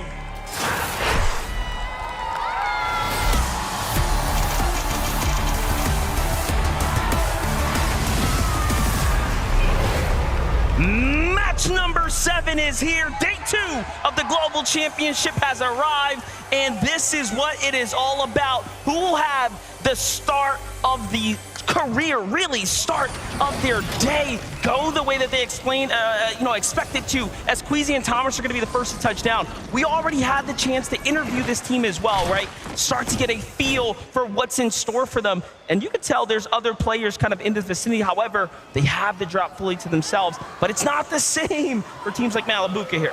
Exactly. Restored Reels has definitely been a pretty popular hot contest here between Malabuka, Mustache, and the Power Boys from Oceania, Alex and Worthy. Worthy, though, managing to find a shield potion off rip, could definitely bode fairly well. And surprisingly calm start for both of these teams. They've got enough distance between them that they'll both have an opportunity here to loot things out and see how that next engagement really goes. Much different than what we saw in days previous. Meanwhile, Peterborough and Pollo also seems like there's a little bit of a different strategy going down here. Yesterday, Peterborough and Pollo would have already probably had 2 eliminations come the drop here. However, they are still at 0, but jumping on over to that conversation of Malabuka and Mustache, game 1 jitters, more like game 7. However, things are off to a fast start for Power Alex and Power Worthy. They get the tags and they find more onto Malabuka. Already, it's looking excellent for the Team Power Boys. Alex trying to do what he can, trying to scramble up behind Malabuka. Malabuka managed to throw down a couple of metal walls just in the nick of time. Nice. But he's only delaying the inevitable. Oshi strikes first here in day 2. Alex and Worthy fully in control now of Restored Reels. Australia continuing to step up now. That's exactly what we want to see here. But for Kovacs and Huddy, the most surprising, I think, of all the duos that appeared inside of the top 10, given that they had a perfect day one, minus a single early game elimination. We'll catch back up with them as Shota and Keiki have to make their region proud. All of the Brazilian fans are rooting for any of their teams to step up here. Can they win this first fight? All Chiefs and Crisp are trying to do is just make sure they have to fight back, and Shota eats more damage than what he was bargaining for. Crisp now next to Chiefs, they're gonna find that first knock. Shota is down, and unfortunately for them, Keiki goes with him. Very, very tough angle to peek there, given he ran out of real estate. But look at this, Swizzy and Yapko try to make a move out of town, and Yuma and Rise, top 10, the best performing team out of Asia from day one, is here ready to meet them in here at match number 7. Something the analyst desk was asking for was a potential Batman Booga and Rapid appearance to maybe try and challenge for this bunker that Swizzy, Yapko already seemingly trying to create space around. They've got plenty of boxes surrounding them. Rise and Yuma actually going to opt to disengage for the time being, but curious to see if maybe we get a little bit more action located at that Karen's Crossing bunker. Yeah, I mean, and we've heard the insight, right? A lot of these teams are putting tons of respect on the Asian duos, especially Yuma Rise, Yoda, and Mapoli. Very, very, very strong duos coming out of Asia right now, and they have demanded and earned their respect. But jumping back into things here at the beachhead, Cold and Acorn are coming in, right? They obviously have their heads set straight, right? They had a great performance day one. Finding their stride here is going to be super important, given that, I mean, there are those external pressures, right? Teams playing off the cuff, teams, of course, hitting the reveals. But today is a real opportunity to see for some of those teams where the off-spawn contest didn't necessarily pan out in their favor, how have they actually chosen to adjust? And will it even work out for them, or will they choose to fall back to that familiarity of once before that took place in day one? Kovacs, though, Huddy, still trying to ensure that they can try and maintain their position at the top of the leaderboard, and they're gonna have to fight their way through Scroll and Sky, just getting held here on the edge of Rebel's Roost. Yeah, all things considering right now, Scroll and Sky were winning this engagement, given that Kovacs does not have heals to work with, but Vino and Clicks in a very important fight, a quick rotate, a swift one to find Crisp and Chiefs here, and they shut them down, and they're off to a very hot start. It's almost surprising to see Veno and Clicks look for a new method of approach. The real question that remains now is Chiefs, Crisp, how are they going to manage to actually deal with this sort of early pressure? Because, again, the small surprises, the little bits of bamboozlement, that's all it takes in a split second for everything to go south. Scroll and Sky moving back to the Rebels' Roost after pushing out Huddy and Kovacs there. So it does seem like both teams are going to be content with the exchanges between their sides, but jumping over to Bolts and Bryce, a very clear forecast tower play in motion right now. Look, I know Vico and Flixie like to think that this is their forecast hour, but these exchanges right now from the peaks of these Surge bases are leading me to believe that Bolts, Bryce, they might just get this one all to themselves. Their drop at Dumpelhasen just gives them so much more of an advantage for tracking quicker towards this forecast tower, getting that setup online. Quick preview, though, of what Chapentini have been dealing with, and it's actually Oshi, but Worthy, unfortunately, not going to be able to stand tall this time. Very tough team to go against. Chapentini, who won game number one. Clearly, they have a stride about them that has been shown here this weekend.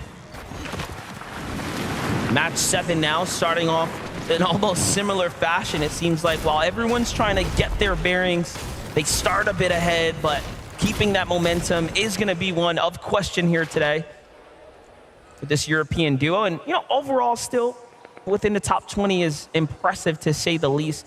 1.5x multiplier, right? Every elim means a lot more. Placement points are going to weigh even heavier as things start to add up. But let's jump in with Sphinx and Dukes here, who are trading tags, it seems like, trying to farm some kind of damage here in the early game across what might be Acorn and Cold.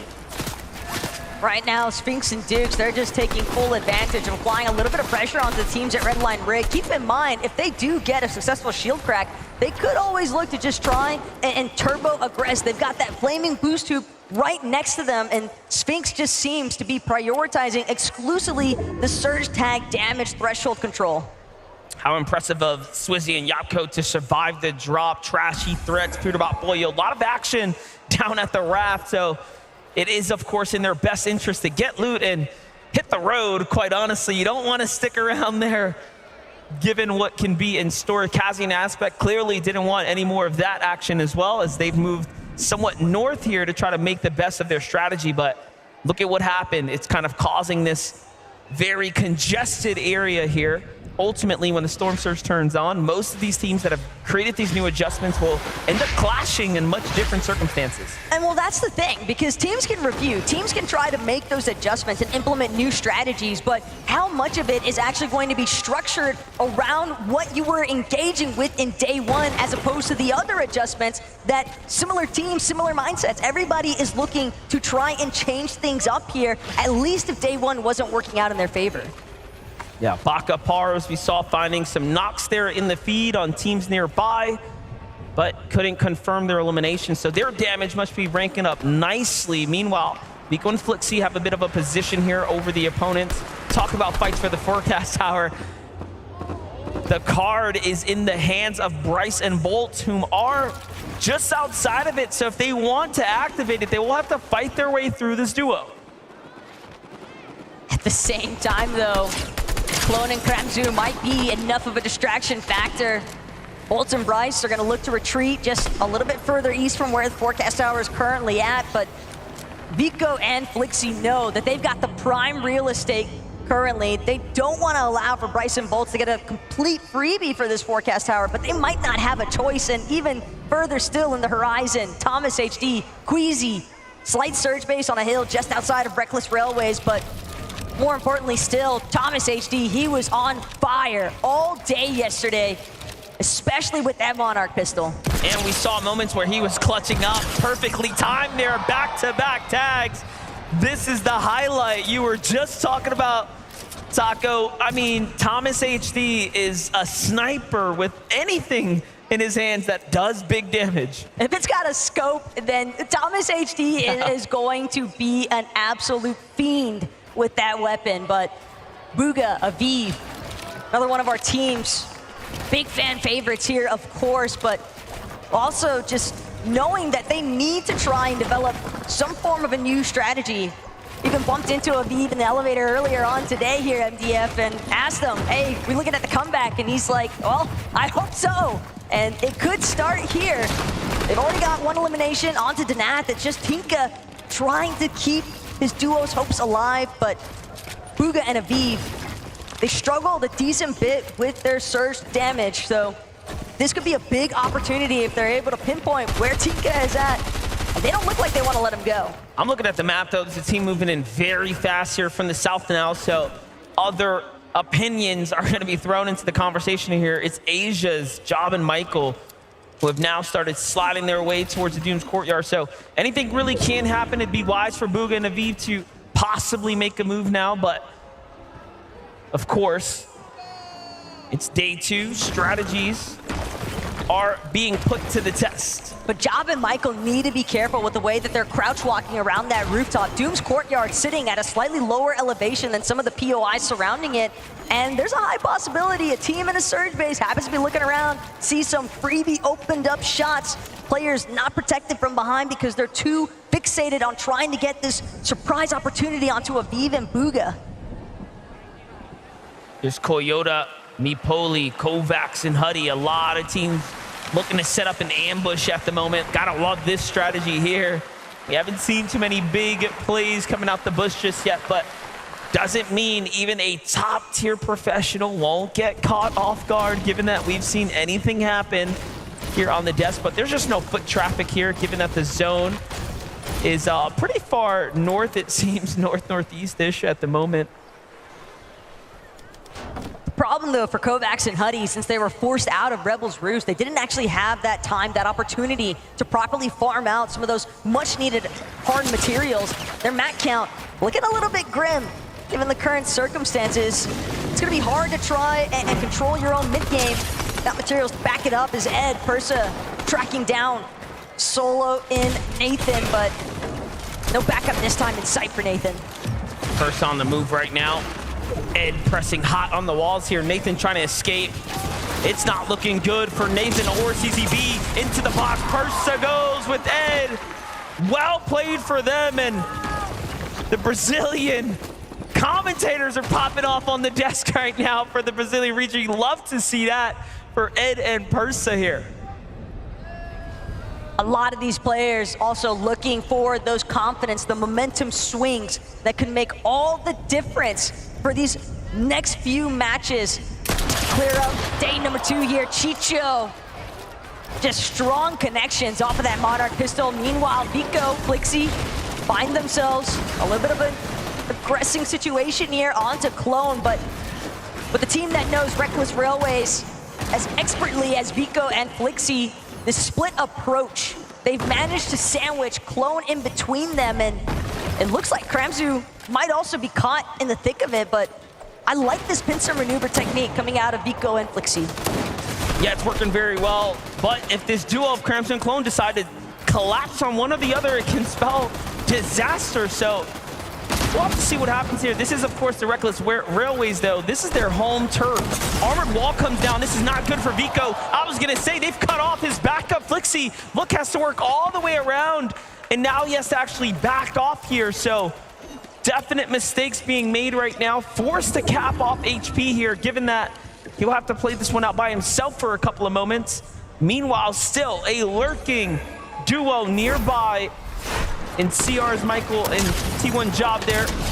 Anything can happen, but look at how Vico unfortunately gets caught off and out of position. There's a lot of trust that's implemented into that split technique, but more importantly still, Clone and Kramzu, they're still having to fight their way out of the Reckless Railways. One elimination might not be enough. Our international regions fully understanding they're gonna need more points to make their way up on the leaderboard standings.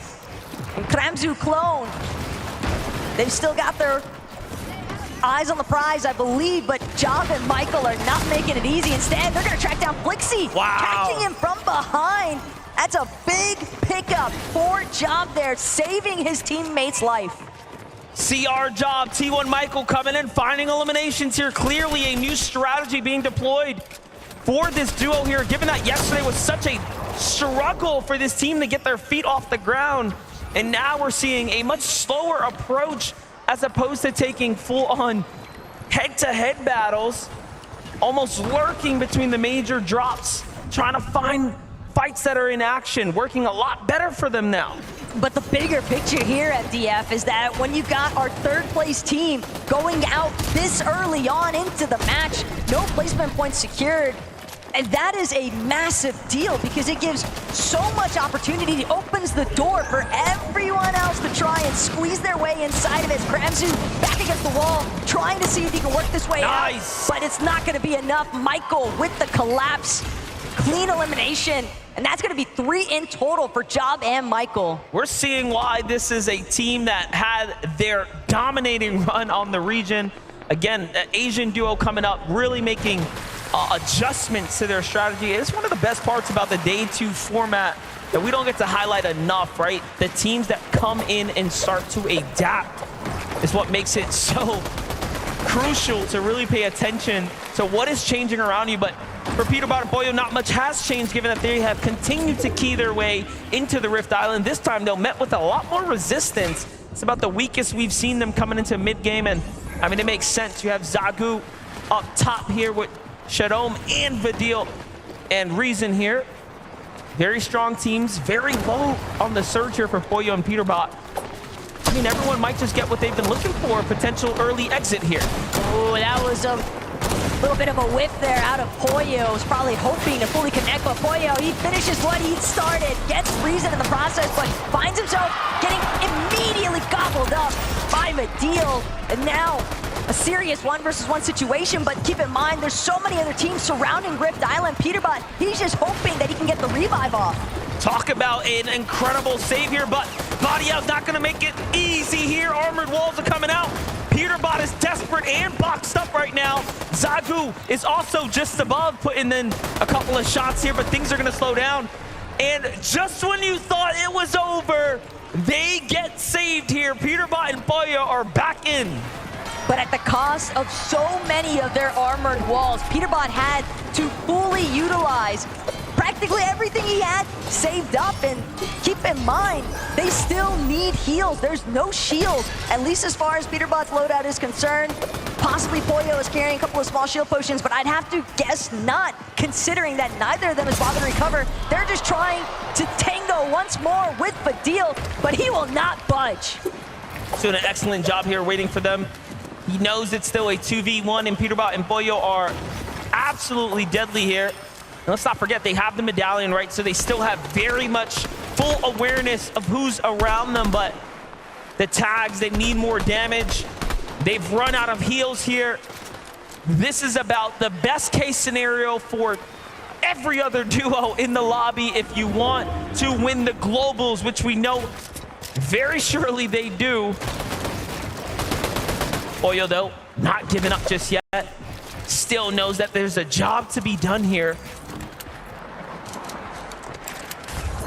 At this stage, though, another issue for Peterbot and Pollo is one of their only options remaining to exit Rift Island might just be take the Ascender down. But again, if they go for that launch pad, they might encounter even more resistance from the other teams that are a little bit more established, a little bit more healthy as well. But Pollo, Peterbot, they try to mark it off in the first place.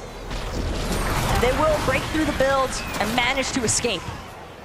Hopefully they don't get targeted while they're flying by.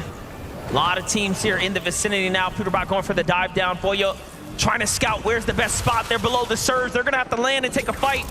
It's all or nothing now. Peterbot tries to go for Dukes and Sphinx, and they go for it, but Peterbot gets knocked. It's all up to Pollo now. Everything lies on him to keep the train going here. He's gonna find a lot of tags here, just enough to keep his team in the win now. They try to box up Peterbot. They want to finish his duo. He's not trying to give it away for free. He's actually fighting with all of his heart here, and they're running for him, trying to steal his duo away, and he's going for it, but no! So close! Almost takes down Dukes as well in an incredible exchange, and first place is out. The runway is open. Respect the meat shield performance there out of Sphinx. He knew that he was already relatively low. He could absorb at least one shot and trust that Dukes would get the job done. But a massive upset here in match 7 as 3 out of our top 5 teams already eliminated. Thomas HD, Queasy, Trulex, Chicho. Now is your chance to surge upwards. Agers is solo at the moment inside the zone, but we gotta get the update here from Queasy and Thomas HD, who have been working their way up slowly, steadily, looking to manifest this global championships victory right before their eyes here. The tags are great from Thomas. Things are really starting to ramp up now, and we know what they're playing for, and that's that victory. We saw it in the interviews. They just want to take height. At this stage, if they've had a chance to witness what's been going down inside of that elimination feed, Thomas HD and Queasy exclusively need to focus on their own game, just playing things out as if it's any other match. Pretend like all these other teams in the top 5 are still in the lobby, because that's what's going to give them in the mindset to stay for their best performance. There's a lot going on right now, given that the zone's starting to develop here. It's not just high ground being held. There's also big names clashing all around us here. Take a look at how Vino jumps in, takes down Paper in the highlight. Possibly then Victor V back-to-back, but it wasn't over yet. He gets met with a crushing defeat to the hands of Quanti and Gone. The overhead view doing an excellent job at highlighting. There's practically nowhere left to hide. Everybody is stuck on even ground just about. And what I want to see, MDF, is whether or not Queasy and Thomas are going to be able to successfully make their stake on height. Trulex and Chicho box on the low ground directly underneath them. And if these Titans clash, one or the other could potentially fold. Well, here's the thing. Thomas HD and Queasy are two of the, again, only players left in this lobby that will notably challenge height every single time. Most of the competition that would otherwise do that is not in this lobby.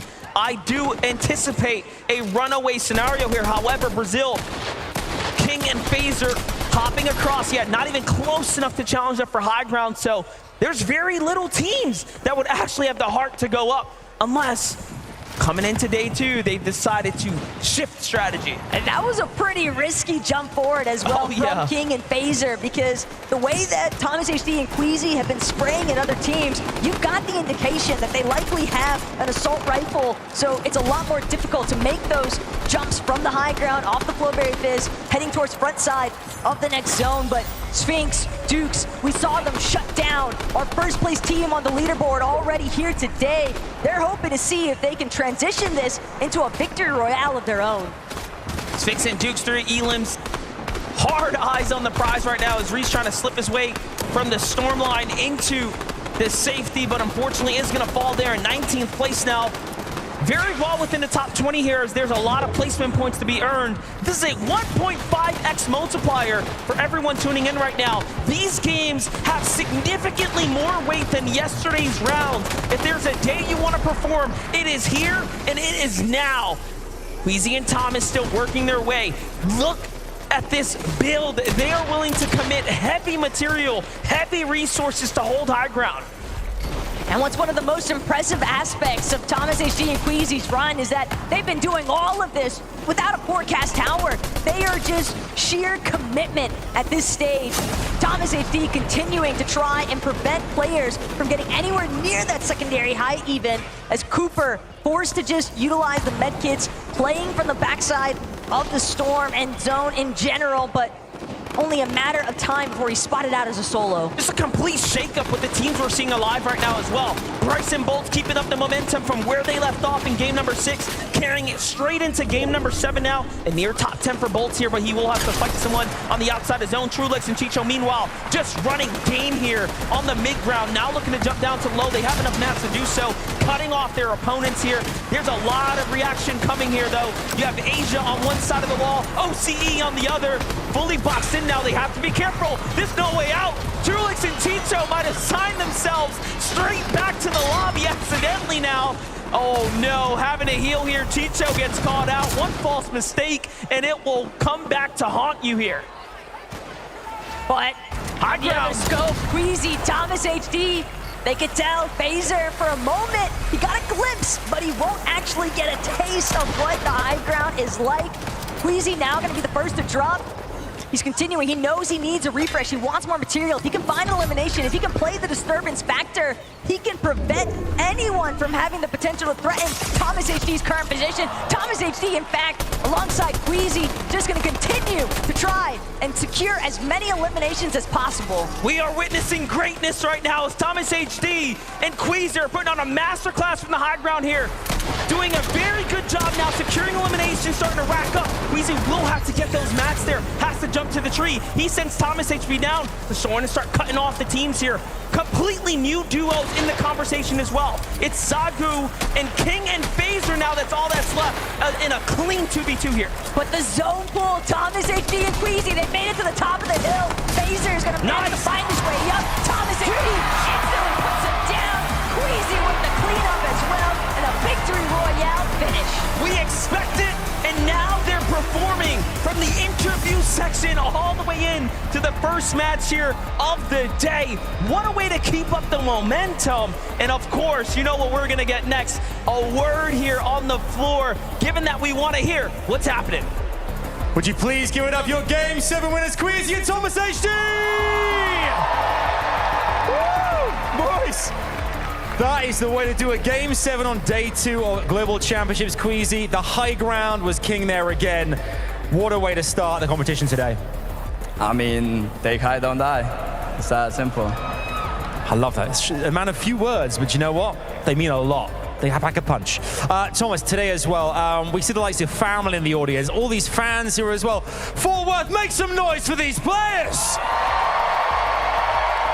I want to talk about how pivotal it was as well. You saw in the elimination feed, I think the 6th zone, we saw Peterbot and Poyo go down. Did you know then you had to capitalize on that? I mean, Christians said, like you saw it in the kill feed, so yeah. Like, we just played our game. We didn't think about it. They were in the game, but it doesn't matter for us. It's just good. Now that you've seen the 1.5 multiplier making a massive difference today as well, looking at the points, you've really tightened things up at the top. Do you go out the same way again? I mean, obviously high ground being really important there. How did the mid-game change for you guys that time around? I mean, we will see. I can't tell if we're going to play high or not, but if the opportunity is there, we're taking it. And it seems as well, Queasy, that each time you guys get that high ground, you're the one sent down just to wipe the floor, get those eliminations. Thomas holds the high, and it's working really, really well. I mean, yeah. What is there to say? Like, we just take high and we win. There's nothing else to do. Like, we just need to perfect our mid game, and if we get into end game with good match, that's it. We're looking forward to seeing what happens next. Would you please, one more time forward, give it up for Queasy and Thomas HD! Woo! That is the way to start a day 2 of FNCS Global Championships 2024. Loads more to come. What's going to happen next? We'll find out after this very short break. We'll see you in a few.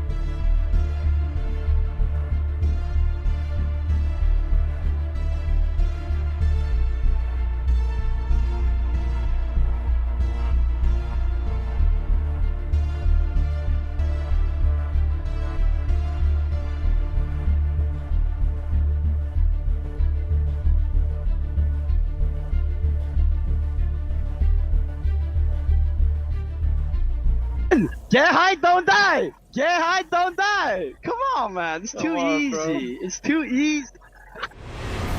Fortnite fam, we got a tournament in our hands, baby! Hey, Lev, take height. Don't die. Take height. Don't die. Let's go! Game number 1 on the day, 7 overall. Queasy, Thomas HD find the victory royale, and they repeat exactly what they said yesterday. Take height.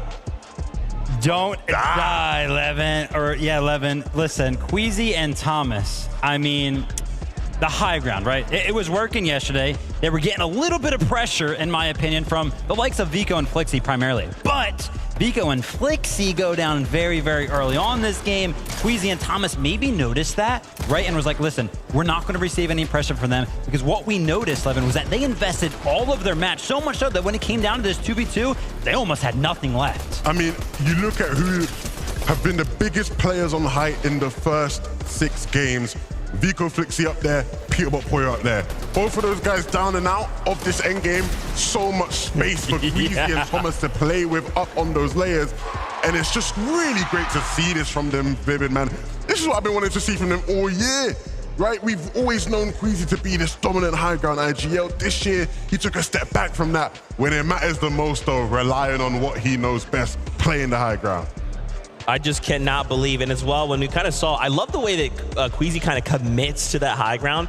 We kind of look up and it's just cones as far as the eye can see. Most players would just kind of do a few floors, maybe 2 wide. He's just like, nope, this is mine, all of it. To be fair, there's not many players looking up at it anyway. Yeah. But if you did, and you just saw 300 metal just committed to high ground, you're not even bothering to go up there. Vivid, are you seeing this? Do quick math for me, Vivid. This lead is a lot smaller than yesterday. 23 points now separate Peterbot and Poyo and Queasy and Thomas. The question was, how is anybody going to catch up to them? That 1.5x coming into full effect. A bad game for Peterbot and Poyo. Shambles up on Rift Island, goes down early after trying to land and fight to get back into the game. Queasy and Thomas, they mentioned it in that little bit of an interview right there. They saw it happen in the feed. They played their game to it, and now we've got a tournament on our hands. Yeah, absolutely, man. Oh, uncharacteristic game from Peterbot and Poyo. They look like they were working with scraps at times, but with Thomas and Queasy, not at all. Still exactly what we saw from them yesterday, where they're looking strong, in good positions to get Surge. Thomas in particular, the Monarch pistol again, it is just relentless, the amount of damage this guy is putting in with that. That's right, and guess what? We actually have a moment from that last game. Let's listen into that game-winning moment. I'm not gonna peek. We should remember their skins. We should remember their skins. Yeah. They're dashing. 30 of them. Okay, we know their skins though. Yeah, Catwoman. I got a kill. Disconnected them on the right. Yeah. They have dashes to the Catwoman on the right. Yeah, I see. Here, chop them, chop. I'm going across. I'm armored wall. I'm armored here. Yeah, okay. Armor yourself as well. Armor. Yeah, I am. I did. We can get. Bring them. I don't have fizz. 60 or 100 points. Nice. He's coming up. Going up. Yeah, I see. 130. Crack. Dead. Behind you. 1 HP. Dead. Yeah. Take height, don't die. Absolutely amazing stuff there. Just to see them be excited. Levin, I want to double back. You talk about that Monarch pistol in hand. We joked about it at the start of the day. What kind of damage are we actually putting in with this? Let's take a look at the numbers. Who do you think is going to be leading with the Monarch pistol? Surprise, surprise. No surprise at all. Thomas HD by far and away just crazy with it. Again, if you know anything about Thomas HD and metas of previous years, it would have been the sniper rifle where you would have probably seen him be the leader. He's replaced the Monarch in that sense and is doing the big damage with it, and it's a big part of their success this weekend. Love that from you, Levin. Honestly, I saw a little bit of a shot right there that we were getting on the stage. It was Thomas and Queasy, right? If they actually turn around in their chairs, guess who's right across from them? Peterbot and Poyo. They were actually staring each other down up there, probably sharing some emotions right there. That's awesome. They're like, hey, listen, it's game on. That's right. Let's talk about Peterbot and Poyo here for just a moment. Very uncharacteristic out of the duo, right? They obviously had Medallion. They had mythic items in hand, but we kind of go up to Rift Island and they are just in shambles at one point. No materials, no shield. Well, the big thing for me was that Peterbot and Poyo, they're kind of used to getting the Rift Island uncontested. Usually there was like one other team that was up there yesterday. Sometimes that was kind of just based on the side of it. But we actually saw 2 other teams up there that were interested in even capturing the Rift Island, right? And once we tuned in with them when they were actually up there on the Rift Island, I think they were only like, what, 60 damage above? And usually that's like 400. That's literally what I was about to say, right? Where it's like, they shouldn't even have to rely on going to Rift Island to be getting their damage. Usually they are much higher before that. I think we're already seeing some changes in the way people are playing around that area of the map in the mid game, and they're clearly struggling with it. They're gonna have to figure things out, and fast. That's right. 3rd place, Trulex and Chicho just rising up the standings. They're holding that third place. And to think here, Trulex had to do this as a solo player. He has to play heals, but in those moments with this multiplier, those placement points make a difference. Absolutely. It's exactly what you expect Trulex and Chicha to do. To be honest with it, a bit unfortunate with how that game sort of panned out towards the end. They were doing a good job on some of those mid to low layers. They get cut off, right, on low ground. And usually if you get cut off on low ground, it's possible to reclaim it. The problem was the team that cut them off used armored walls. So they're pickaxing through armored walls to try to get out of the storm. And again, they just lose too much time. It forces Trulex to use those medkits earlier than they probably would have wanted to. And that leads to the end of their game. A top 6 ain't bad, but that could have easily been another top 3 for them. No, but it was super, super good for them, right? Because coming into today, remember, they were one of those top 5 teams, and we saw actually multiple of our top 5 teams go down. Those being Vico and Flixie went down early. Again, obviously, Peterbot and Poyo went down early. But another one was Acorn and Cole that also went down early. And I think me and Levin, we noticed something very, very fast that game. They were uncontested. They were contested for all 6 games yesterday. So that big switch-up could be affecting things largely. Those ripples making a difference here. Every little thing can change an outcome, but it is that time. Game number 8 is being ready for us. So casters, on over to you.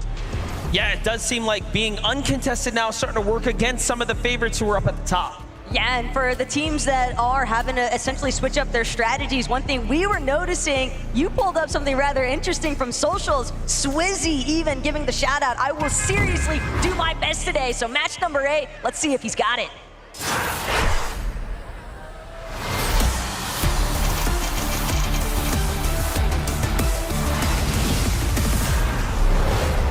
Game number 8 is here. And there is a lot that we have brewing now here inside the Storm and on the Battle Bus, of course, given that the gap has officially closed. And you saw in the interview just moments ago, Queasy mentioning that, hey, if there's enough space between me and third, we're going to do everything it takes to secure number 1. And that might be one of the worst things ever if you're Peterbot and Poyo. You almost have to try and block it out, but how much can you really ignore when you see the gap chopped so viciously after a singular match because of that 1.5 times point multiplier? But drawing that conversation back to that little note that Vivid had touched on, teams that were contesting each other, they might have gotten very accustomed to having consistent damage. I think Acorn and Cold specifically, they were so directly in control of Brittle Beachhead, Andelix and Sato. They tried their best, but they realized this is not gonna work out. We've got to completely revamp our strategy for day 2, and now it's up to Acorn and Cole to figure out a new game plan on the fly. Talk about that, even Huddy and Kovacs now have seemingly demanded their respect from Stroll and Sky, who have given up the Rebels. Roost already moving out. Likely that they had a bad drop here, and these small micro changes will absolutely create domino effects. So what we're looking at, 7th place now, doesn't have as many teams there. We already know Vino and Clicks had a little bit of a different situation unfolding at their drop. Peterbot and Boyo had a team move out, right? All of these teams now have to make adjustments. But Venom moving in quickly towards that launch pad. It's evident with the forecast tower in sight, there's going to be a brawl stemming out of Sandy Steps, but also drawing in the attention of teams surrounding this southern section of the map. Look at this. Stored Reels definitely getting active. Power Alex, Power Worthy continuing to perform very well on the drop. But that mid game, they can tighten things up, possibly leave the Reels faster. They'll be better off. Angles looking good here. All shield bubbles expended, but look at the distance. There is, of course, more players coming in. Love this snap fly adjustment out of Cooper and Kanata, though. They recognize, hey, we had issues with Surge. What better way than to try and third-party teams that won't be expecting it?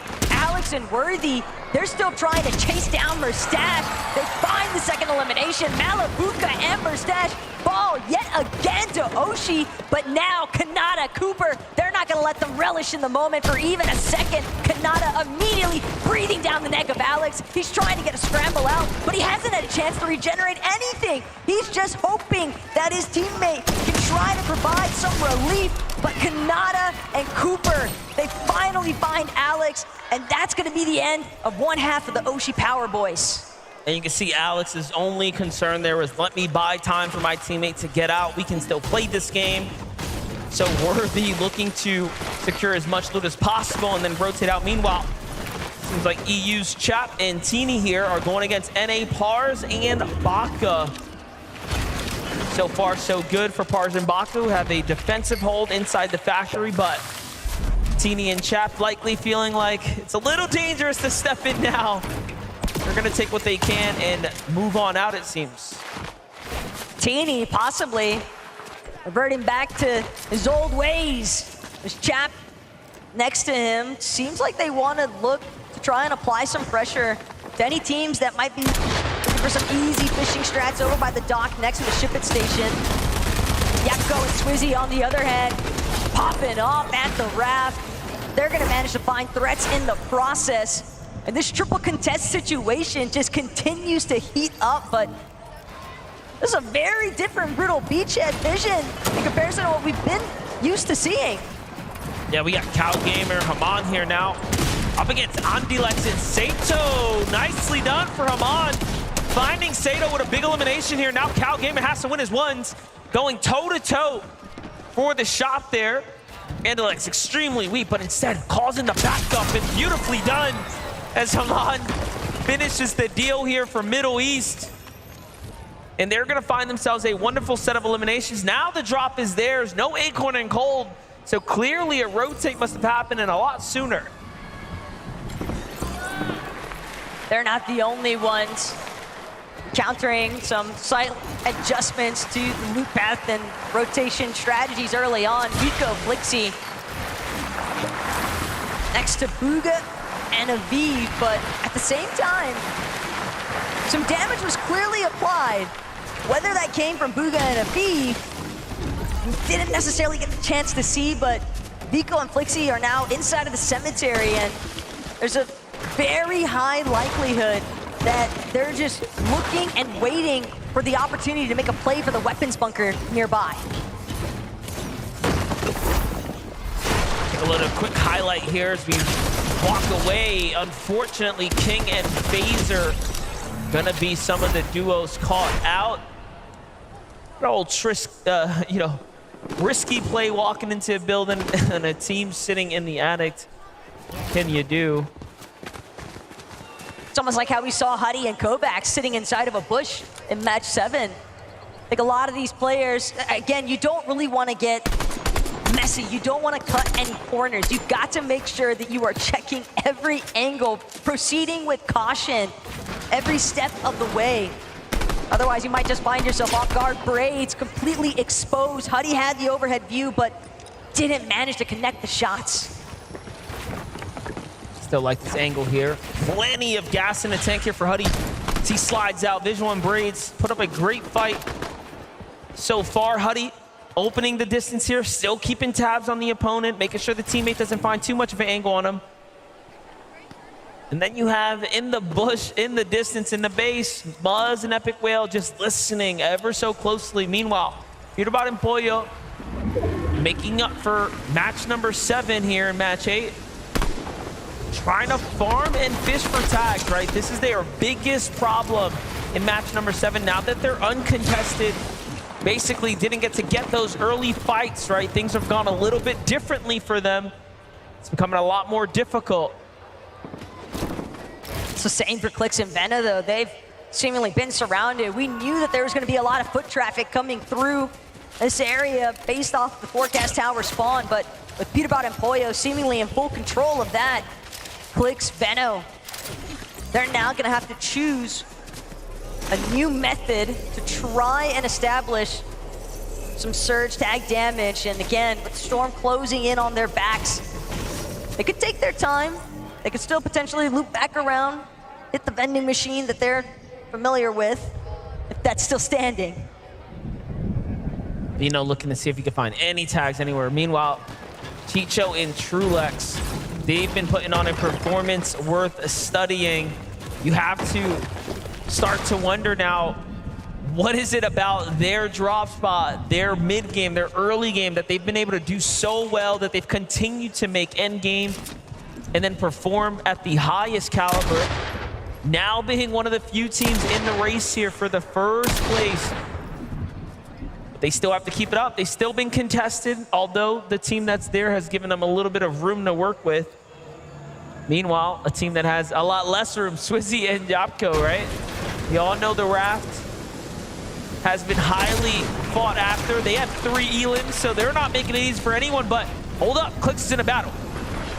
And it's Crisp on the other side of this box, but Clix, Benno definitely looking a lot more healthy than their counterpart, and sure enough, Benno is gonna close this one out. That's another elimination, 12 points already. Keep in mind, that point multiplier doesn't just come into effect for the placements, but eliminations also being worth 6 apiece. It's a great way to climb. But Benno, Clix, they've gotta be careful sneaking up when they least expect it from 2 separate sides. Aspect, Kazi, Damo resigns. This could go from bad to worse in a moment. Yeah, Clix already hears the shots coming out here, so they're not slick by any means. He does have a couple of splashes here, so being able to get their HP up is not going to be too much of a problem. Meanwhile, Vino looking to alpha up some positioning over Kazi and Aspect here. Trying to see what this team wants to do. Vino clearly doesn't want to stick around for too much longer. It's a lot of risk involved here. He does have a couple of med kits. I like what he's doing, though. He's inching his way across here, saying if you really want to do this, we're going to do it box to box, mano a mano. And there's the loot that he was trying to secure. Now he has got max mats, and there isn't much more for him to worry about here.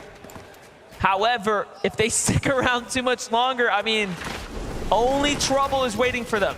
At the same time, they've got to be really careful on how they choose to disembark and rotate out of here, because with so many eyes on, there is a high likelihood they could get tagged up in the process. And it's very nice that Benno was able to secure those max mats, because Clix having to build the entire way as they maneuver out of that location next to Sandy Steps. Take a look at the highlight here from Chap and Teeny. Strong EU duo, very consistent and for good reason. They take down FKS and Adapter there in a head-to-head engagement. Adapter still standing, actually, as we jump in live here, even after the save, but unfortunate now as they get fully finished. Trap goes down, the save's gonna come in. More shots from the distance here. It's Vico and Flixie hearing what's happening. Bobby and Larpex inside the base nearby as well. In come Muzz and Epic Whale. They hear the action. They're gonna need some surge. So it's a melting pot of regions and competition coming together now. It's just the way that we're seeing all of these teams essentially conglomerate on top of each other. We didn't get a whole lot of this in day one, but the adjustments that everyone is trying to adapt to last second here, causing so many hiccups for everyone else that teams are encountering across the way. Poyo and Peterbot even working their way through the storm. Got eyes on Yapko and Swizzy. They clearly want the fight, but way off in the distance. Teams a little bit closer to that edge zone, putting even more pressure still onto Peterbot and Poyo. They are not getting the same clean rotations that they had all day yesterday. Now keep in mind, this is a team that has landed on each other, right, coming into the season. So Peterbot and Poyo now forcing a back out because tags are coming in from the distance is definitely not ideal by any means. However, if they found the tags that they need, they won't have the problem they had in match number 7, right? They were so far below the surge. This lobby's starting to cut down pretty quick, so we are just gonna have to see what happens when the zone closes here.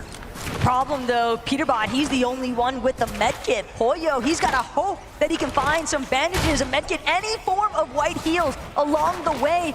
But that moment doesn't seem like it's going to come.